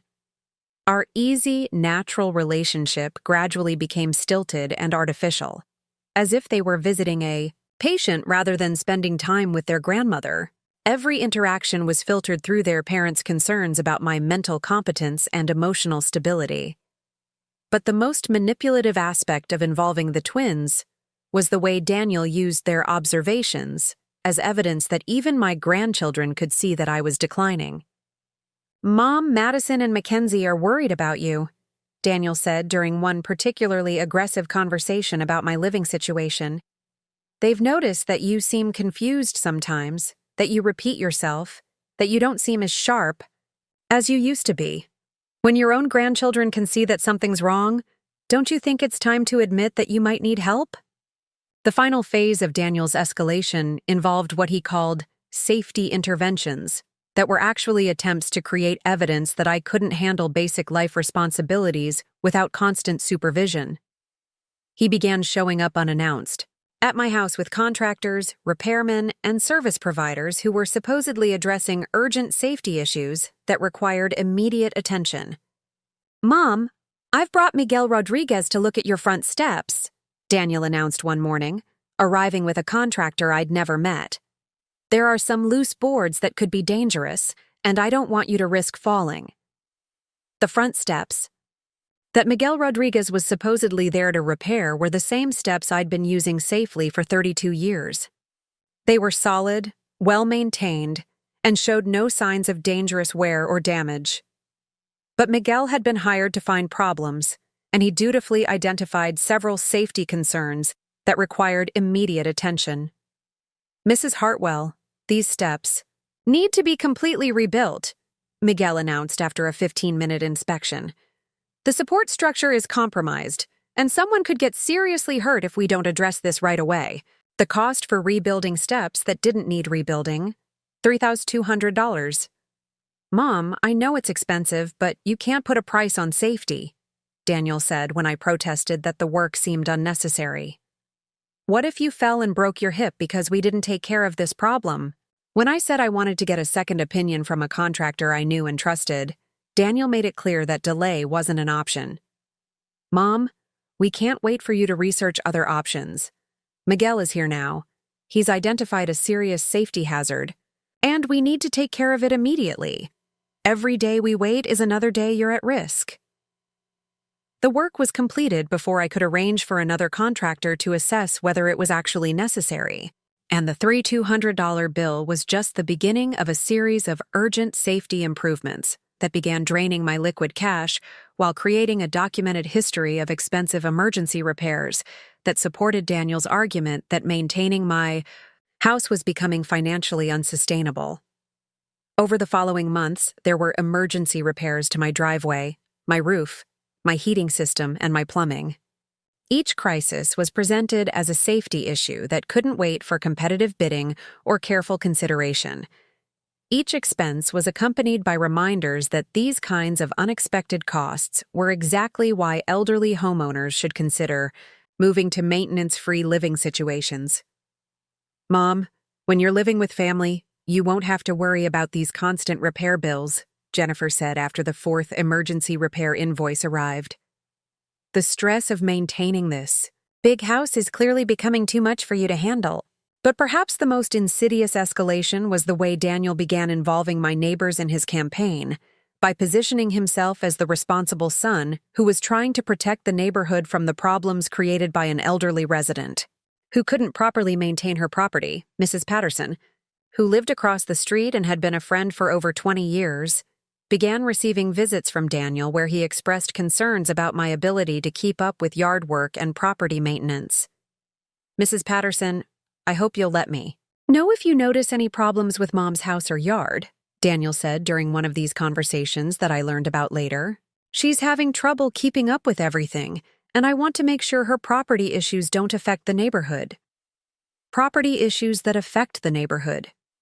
Daniel was implying that my house was becoming an eyesore or liability. That could impact everyone's property values, when in fact my home was one of the best maintained properties on our street. Mr. and Mrs. Rodriguez, who lived next door and had been our neighbors for 15 years, began receiving similar visits, where Daniel positioned himself as the overwhelmed son who was trying to manage his mother's declining situation. I know Mom seems fine when you talk to her, but we're seeing some concerning changes at home, Daniel told them during one of his neighborhood rounds. If you ever notice anything that seems off, packages left outside, lights left on all night, any signs that she might be having trouble, I hope you'll call me right away. The brilliant manipulation was that Daniel was recruiting my neighbors as surveillance agents who would report any behavior that could be interpreted as evidence of decline or incompetence. A package delivered when I wasn't home became potential evidence that I was confused about deliveries. Leaving lights on for security became possible proof that I was forgetting to turn them off.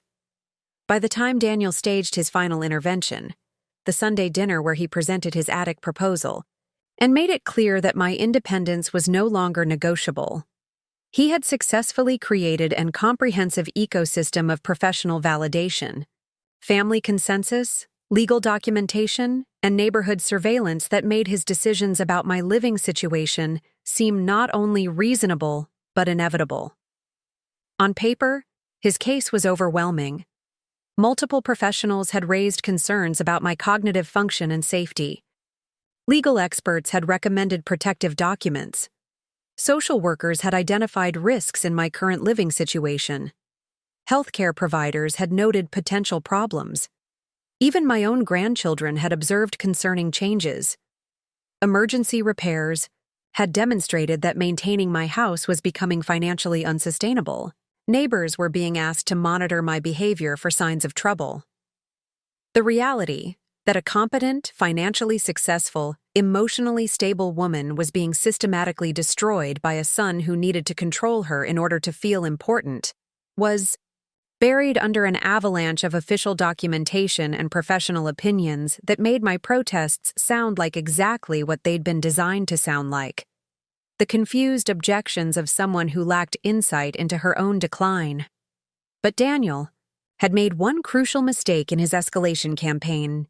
He had been so focused on building external validation for his concerns that he had never bothered to investigate whether those concerns were based on actual evidence or manufactured crisis. He thought he had documented my incompetence. In reality, he had documented his own systematic manipulation of professionals who were willing to pathologize normal aging and family members who were eager to defer to his authority. He thought he had proven that I needed intervention. In reality, he had proven that he was willing to spend thousands of dollars and involve dozens of people in an elaborate campaign to justify controlling his mother's life. He thought he had created an airtight case for why the attic solution was necessary and appropriate. In reality, he had created a perfect record of how far he was willing to go to avoid accepting that his mother was more capable, more successful, and more independent than he would ever be. The house sale that would happen in the next few days wasn't just about proving him wrong. It was about demonstrating that every professional he'd consulted, every document he'd created, and every concern he'd manufactured had been based on nothing more than his own need to diminish a woman whose success threatened his sense of himself as the family's competent adult. The escalation tactics that were supposed to prove my incompetence were about to become evidence of his systematic campaign to undermine. A woman who was far more capable than he'd ever given her credit for. And the attic proposal that was supposed to be my acceptance of defeat was about to become the catalyst for the most spectacular demonstration of competence and independence of my entire life. The morning after the house sale closed, I woke up in my soon-to-be former bedroom for the last time and felt something I hadn't experienced since Robert's death. Pure, unadulterated excitement about controlling my own destiny. The $2.3 million deposit had hit my account at 9 a.m. By 9:15 a.m., I was making the phone calls that would transform Eleanor Hartwell from the confused elderly woman who needed attic housing into the woman whose success would force everyone who'd underestimated her to question every assumption they'd ever made about aging, competence, and family dynamics. My first call was to Rebecca Martinez, the real estate agent who'd managed the Newton house sale with the efficiency of someone who understood she was working with a serious player, not a confused, elderly seller who needed handholding. Rebecca, it's Eleanor. The Newton sale went through perfectly. Now I want to talk about the next phase of my strategy.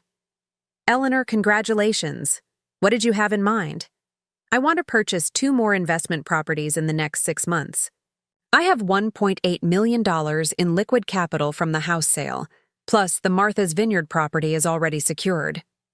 I'm thinking 1 multifamily property in Somerville and 1 single-family renovation project in Cambridge. Eleanor, you just made my entire year. Let me pull together some options that fit your investment criteria. The second call was to James Chen at Hartwell & Associates, my financial advisor who'd been quietly building my wealth while Daniel worried about my ability to balance a checkbook. James, it's Eleanor. The house sale closed this morning. I want to move forward with the aggressive investment strategy we discussed. And James, I want you to prepare a comprehensive financial summary that documents everything I've accomplished since Robert's death. I have a feeling I'm going to need it soon. Absolutely, Eleanor. Should I include the real estate portfolio, the business, income, the investment returns, and the Martha's Vineyard purchase? Include everything. Net worth, monthly income, year-over-year growth, property values, investment performance. I want a document that shows exactly what Eleanor Hartwell has been building while certain people thought she was declining. The third call was to Martha Stewart's assistant. Yes, that Martha Stewart.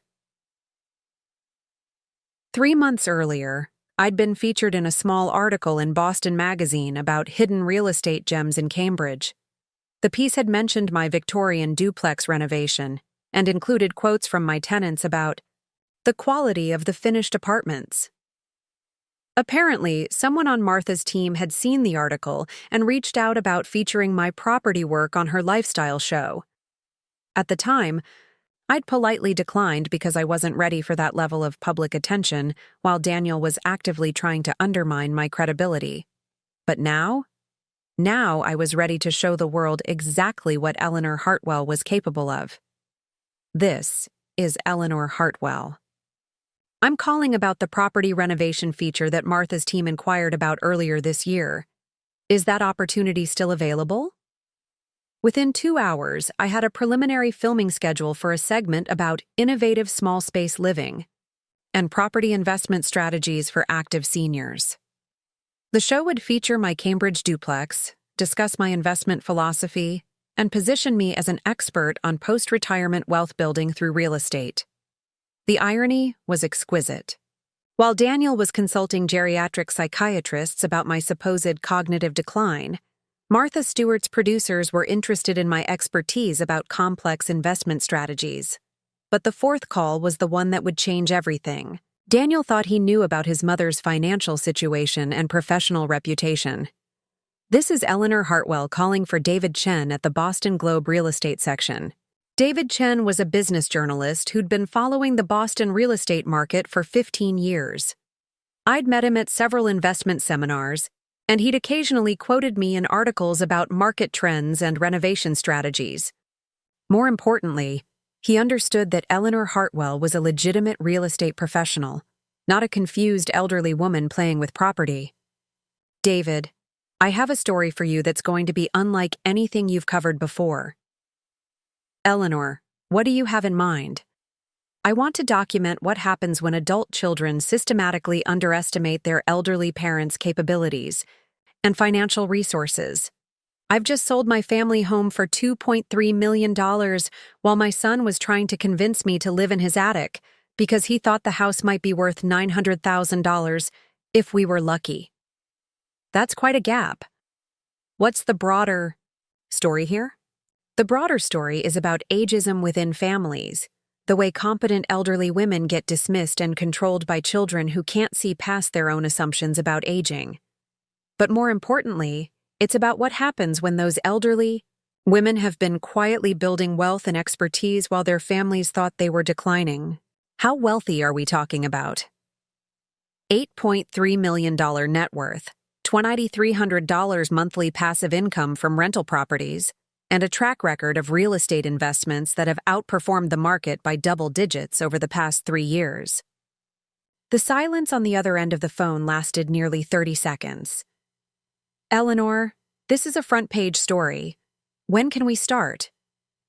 The Globe interview was scheduled for the following week, with a photographer who would document my properties and business operations. But more importantly, David Chen understood that this story had implications far beyond one family's dynamics. Eleanor, this touches on some of the biggest social issues we're facing. Elder abuse disguised as family concern, the systematic underestimation of women's financial capabilities, and the way ageism prevents society from recognizing the expertise and resources that older adults bring to the economy. The moving process began that Friday with a crew that Daniel would later describe as, like something from a movie. Professional movers, packing specialists, and a coordination team that treated my belongings with the care normally reserved for museum pieces. But the most satisfying aspect of moving day was the way Daniel and Jennifer reacted when they realized the scope and expense of my relocation plans. Daniel arrived unannounced on Saturday morning, expecting to find me packing boxes and organizing a garage sale. Instead, he found professional movers loading custom-built shipping containers with furniture that was being transported to Martha's Vineyard by a specialty company that handled high-value relocations. Mom, what's going on here? This looks like you're moving a museum collection. I'm moving to Martha's Vineyard, Daniel, just like I told you when I called about the house sale. But this is really expensive. How are you paying for all this?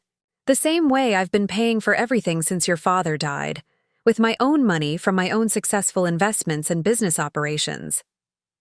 Jennifer walked around the moving operation with the expression of someone trying to solve a puzzle that didn't make sense. Professional movers were handling antiques with white gloves. Art pieces were being wrapped in museum-quality protective materials, and everything was being inventoried with the precision of someone relocating a valuable collection.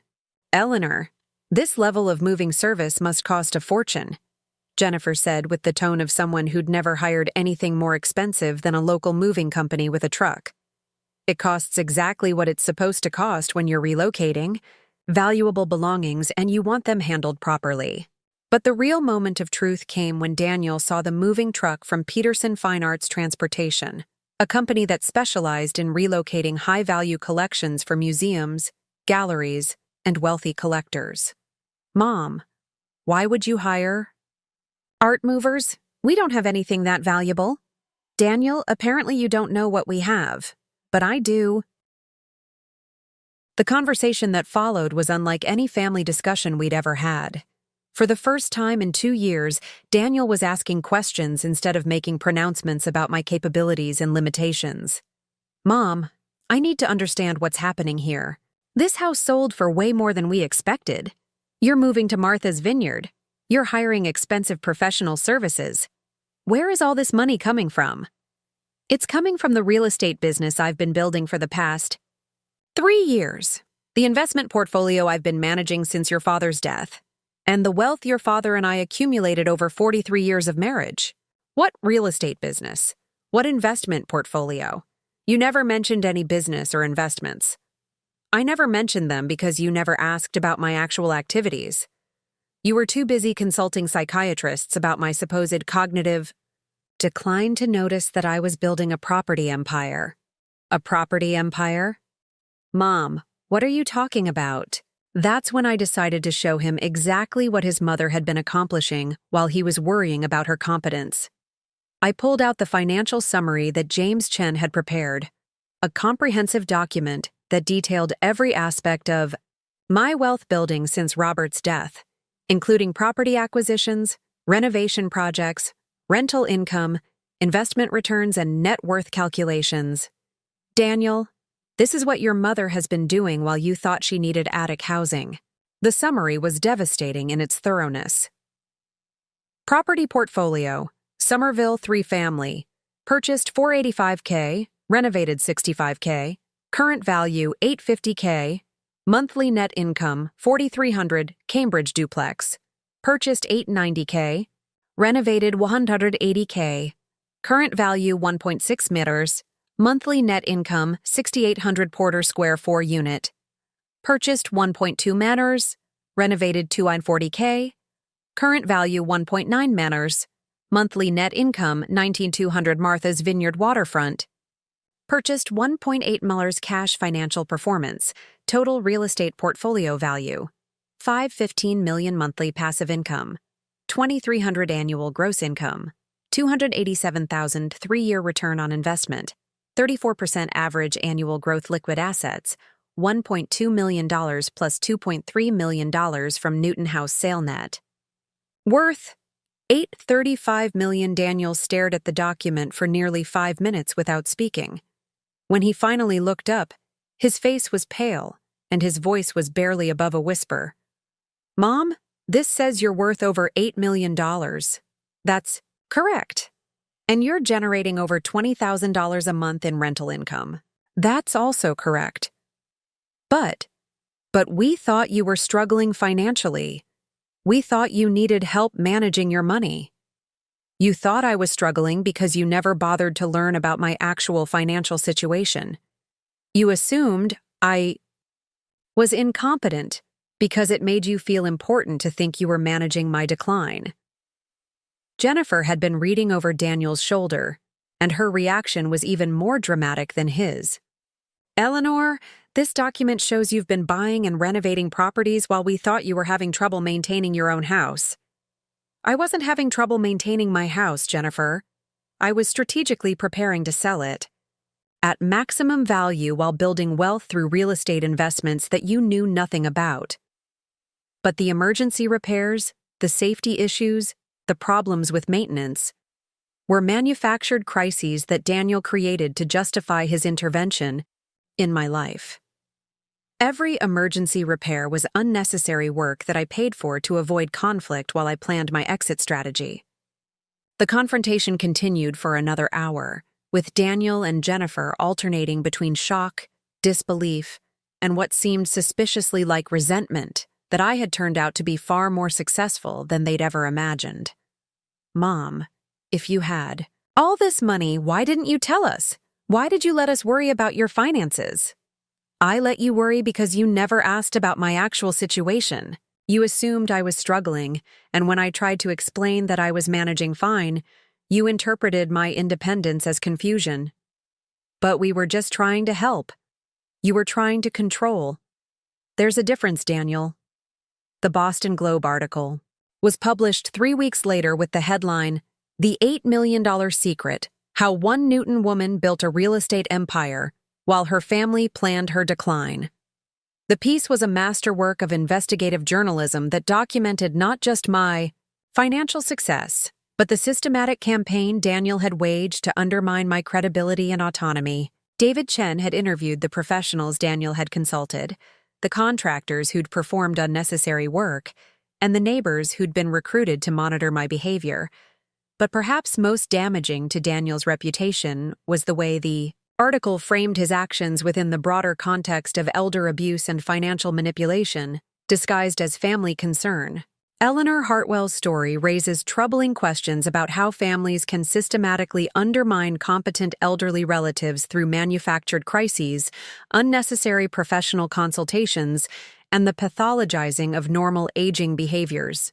David Chen wrote, "While Ms. Hartwell was building an impressive real estate portfolio and generating substantial wealth, her son was consulting geriatric psychiatrists about her supposed cognitive decline and pressuring her to sign legal documents that would have given him control over her finances.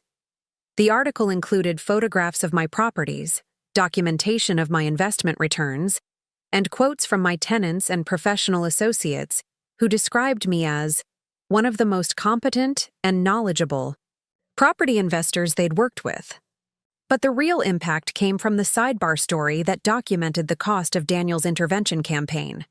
Over $15,000 in unnecessary professional consultations, $12,000 in manufactured emergency repairs, and legal fees for documents designed to give him control over assets he didn't know existed.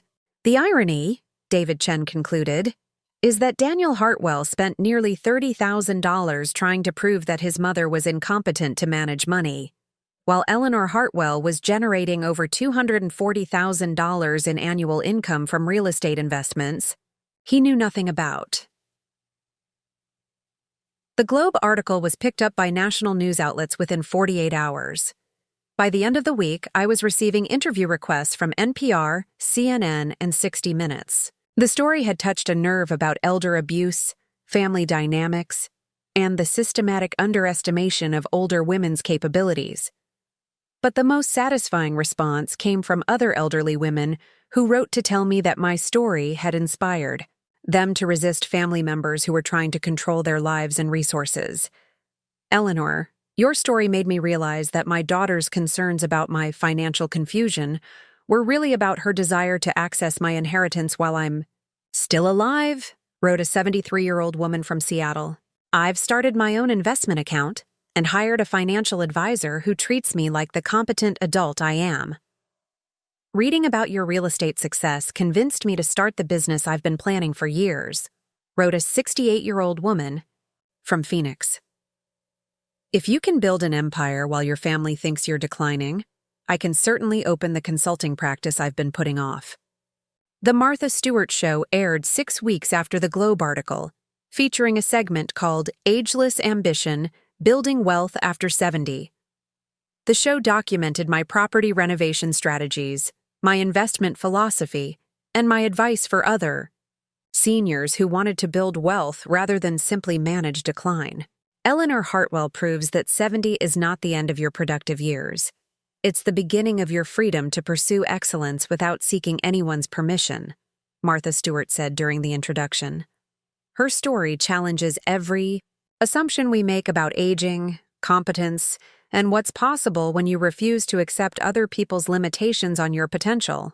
The show generated over 50,000 emails from viewers who were inspired by the demonstration that age was irrelevant when it came to building wealth, pursuing ambitious projects, and refusing to accept other people's definitions of what was appropriate for seniors.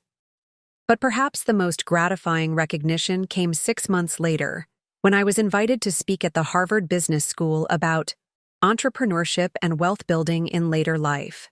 The same institution where Daniel had struggled to complete his MBA was now featuring his mother as an expert on business strategy and financial management. The lecture hall was packed with students, faculty, and business professionals who wanted to understand how someone could build substantial wealth starting at age 68, while simultaneously dealing with family members who were convinced she was incompetent. "The most important lesson from my experience," I told the Harvard audience, "is that competence, creativity, and ambition don't diminish with age. They actually improve when you're no longer worried about other people's approval and can focus entirely on your own vision of what's possible." The questions from the audience were sophisticated and challenging, covering everything from market analysis to contractor management to the psychology of family dynamics. But the question that generated the most interest came from a third-year MBA student who asked about the broader implications of my story. "Ms. Hartwell, Your experience suggests that there might be substantial untapped economic potential in older adults who are being systematically underestimated by their families and society. Do you think there are other people like you who are being prevented from contributing to the economy because of ageist assumptions? I think there are thousands of people like me, I replied. Competent, capable, financially sophisticated older adults who are being told they need supervision rather than being recognized as resources who could contribute to economic growth, innovation, and wealth creation.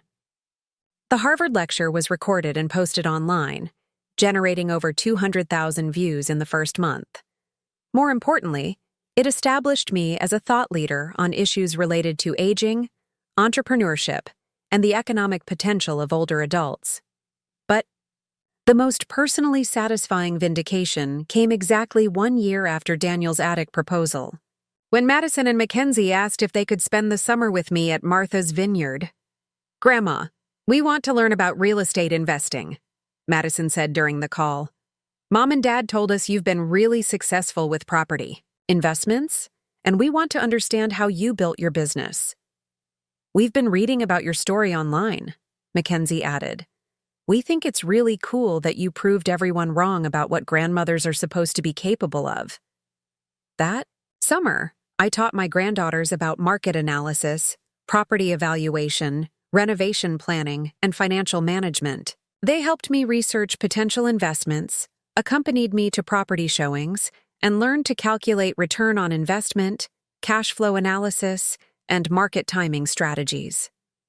More importantly, they learned that their grandmother wasn't the confused elderly woman their parents had described, but a successful businesswoman who had built substantial wealth through intelligence, hard work, and strategic decision-making. "Grandma, why did Mom and Dad think you needed help with money?" Madison asked during one of our property scouting trips. "You obviously know way more about investing than they do." "Your parents made assumptions about my capabilities based on my age rather than my actual performance," I explained. "They thought being 70 meant I was automatically less competent, when actually it meant I had more experience and fewer distractions." "That's really stupid," Mackenzie observed with the clarity that comes from being 16 and not yet trained to accept social conventions. "Age doesn't make people dumber. If anything, you're smarter than most of the adults we know." The reconciliation with Daniel and Jennifer happened gradually over the course of that first year. It began with a grudging acknowledgement that they had misunderstood my financial situation, evolved into uncomfortable apologies for their over-concern about my capabilities, and eventually became something approaching genuine respect for what I had accomplished. But the most significant change was in the way they began treating me during family interactions. Instead of speaking to me like a confused elderly relative who needed protection from complex decisions, they started asking for my advice about their own financial planning, investment strategies, and business opportunities. "Mom, Jennifer, and I are thinking about refinancing our house," Daniel said during one Sunday dinner conversation. "Do you think now is a good time to restructure our mortgage, or should we wait for interest rates to change?" "Mom, my friend Sarah, is thinking about buying a rental property as an investment," Jennifer added. "Do you have any advice about what she should look for and what she should avoid?" The questions weren't patronizing gestures designed to make me feel included. They were genuine requests for expertise from someone they finally recognized as more knowledgeable about financial matters than they were. But perhaps the most meaningful vindication came during a family gathering where Daniel publicly acknowledged how wrong he had been about my capabilities and judgment. "I owe Mom a major apology," he said to the assembled family members who had been told for years that I was declining and needed intervention. "I spent 2 years trying to convince everyone that she needed help managing her life, while she was actually building a business empire that puts my own career achievements to shame. We thought we were being responsible adult children," Jennifer added, "but we were actually preventing a competent, successful businesswoman from getting the recognition and respect she deserved." The admission was more satisfying than any professional recognition, or financial milestone, because it meant that the people who mattered most in my life finally understood that Eleanor Hartwell was not someone who needed management. She was someone whose capabilities exceeded their own. Today, 3 years after Daniel suggested I live in his attic, I operate Eleanor Hartwell Property Solutions from my waterfront home office in Martha's Vineyard. My real estate portfolio now includes 7 properties worth over $12 million. My monthly passive income exceeds $35,000. My net worth has grown to $11.8 million. But more importantly, I live as a woman who understands that competence, ambition, and the ability to build wealth don't have expiration dates. I live as someone who has proven that the only limits on our lives are the ones we accept from people who don't understand our true capabilities. My story has been featured in documentaries about elder abuse, academic studies about family dynamics, and business, case studies about late-life entrepreneurship.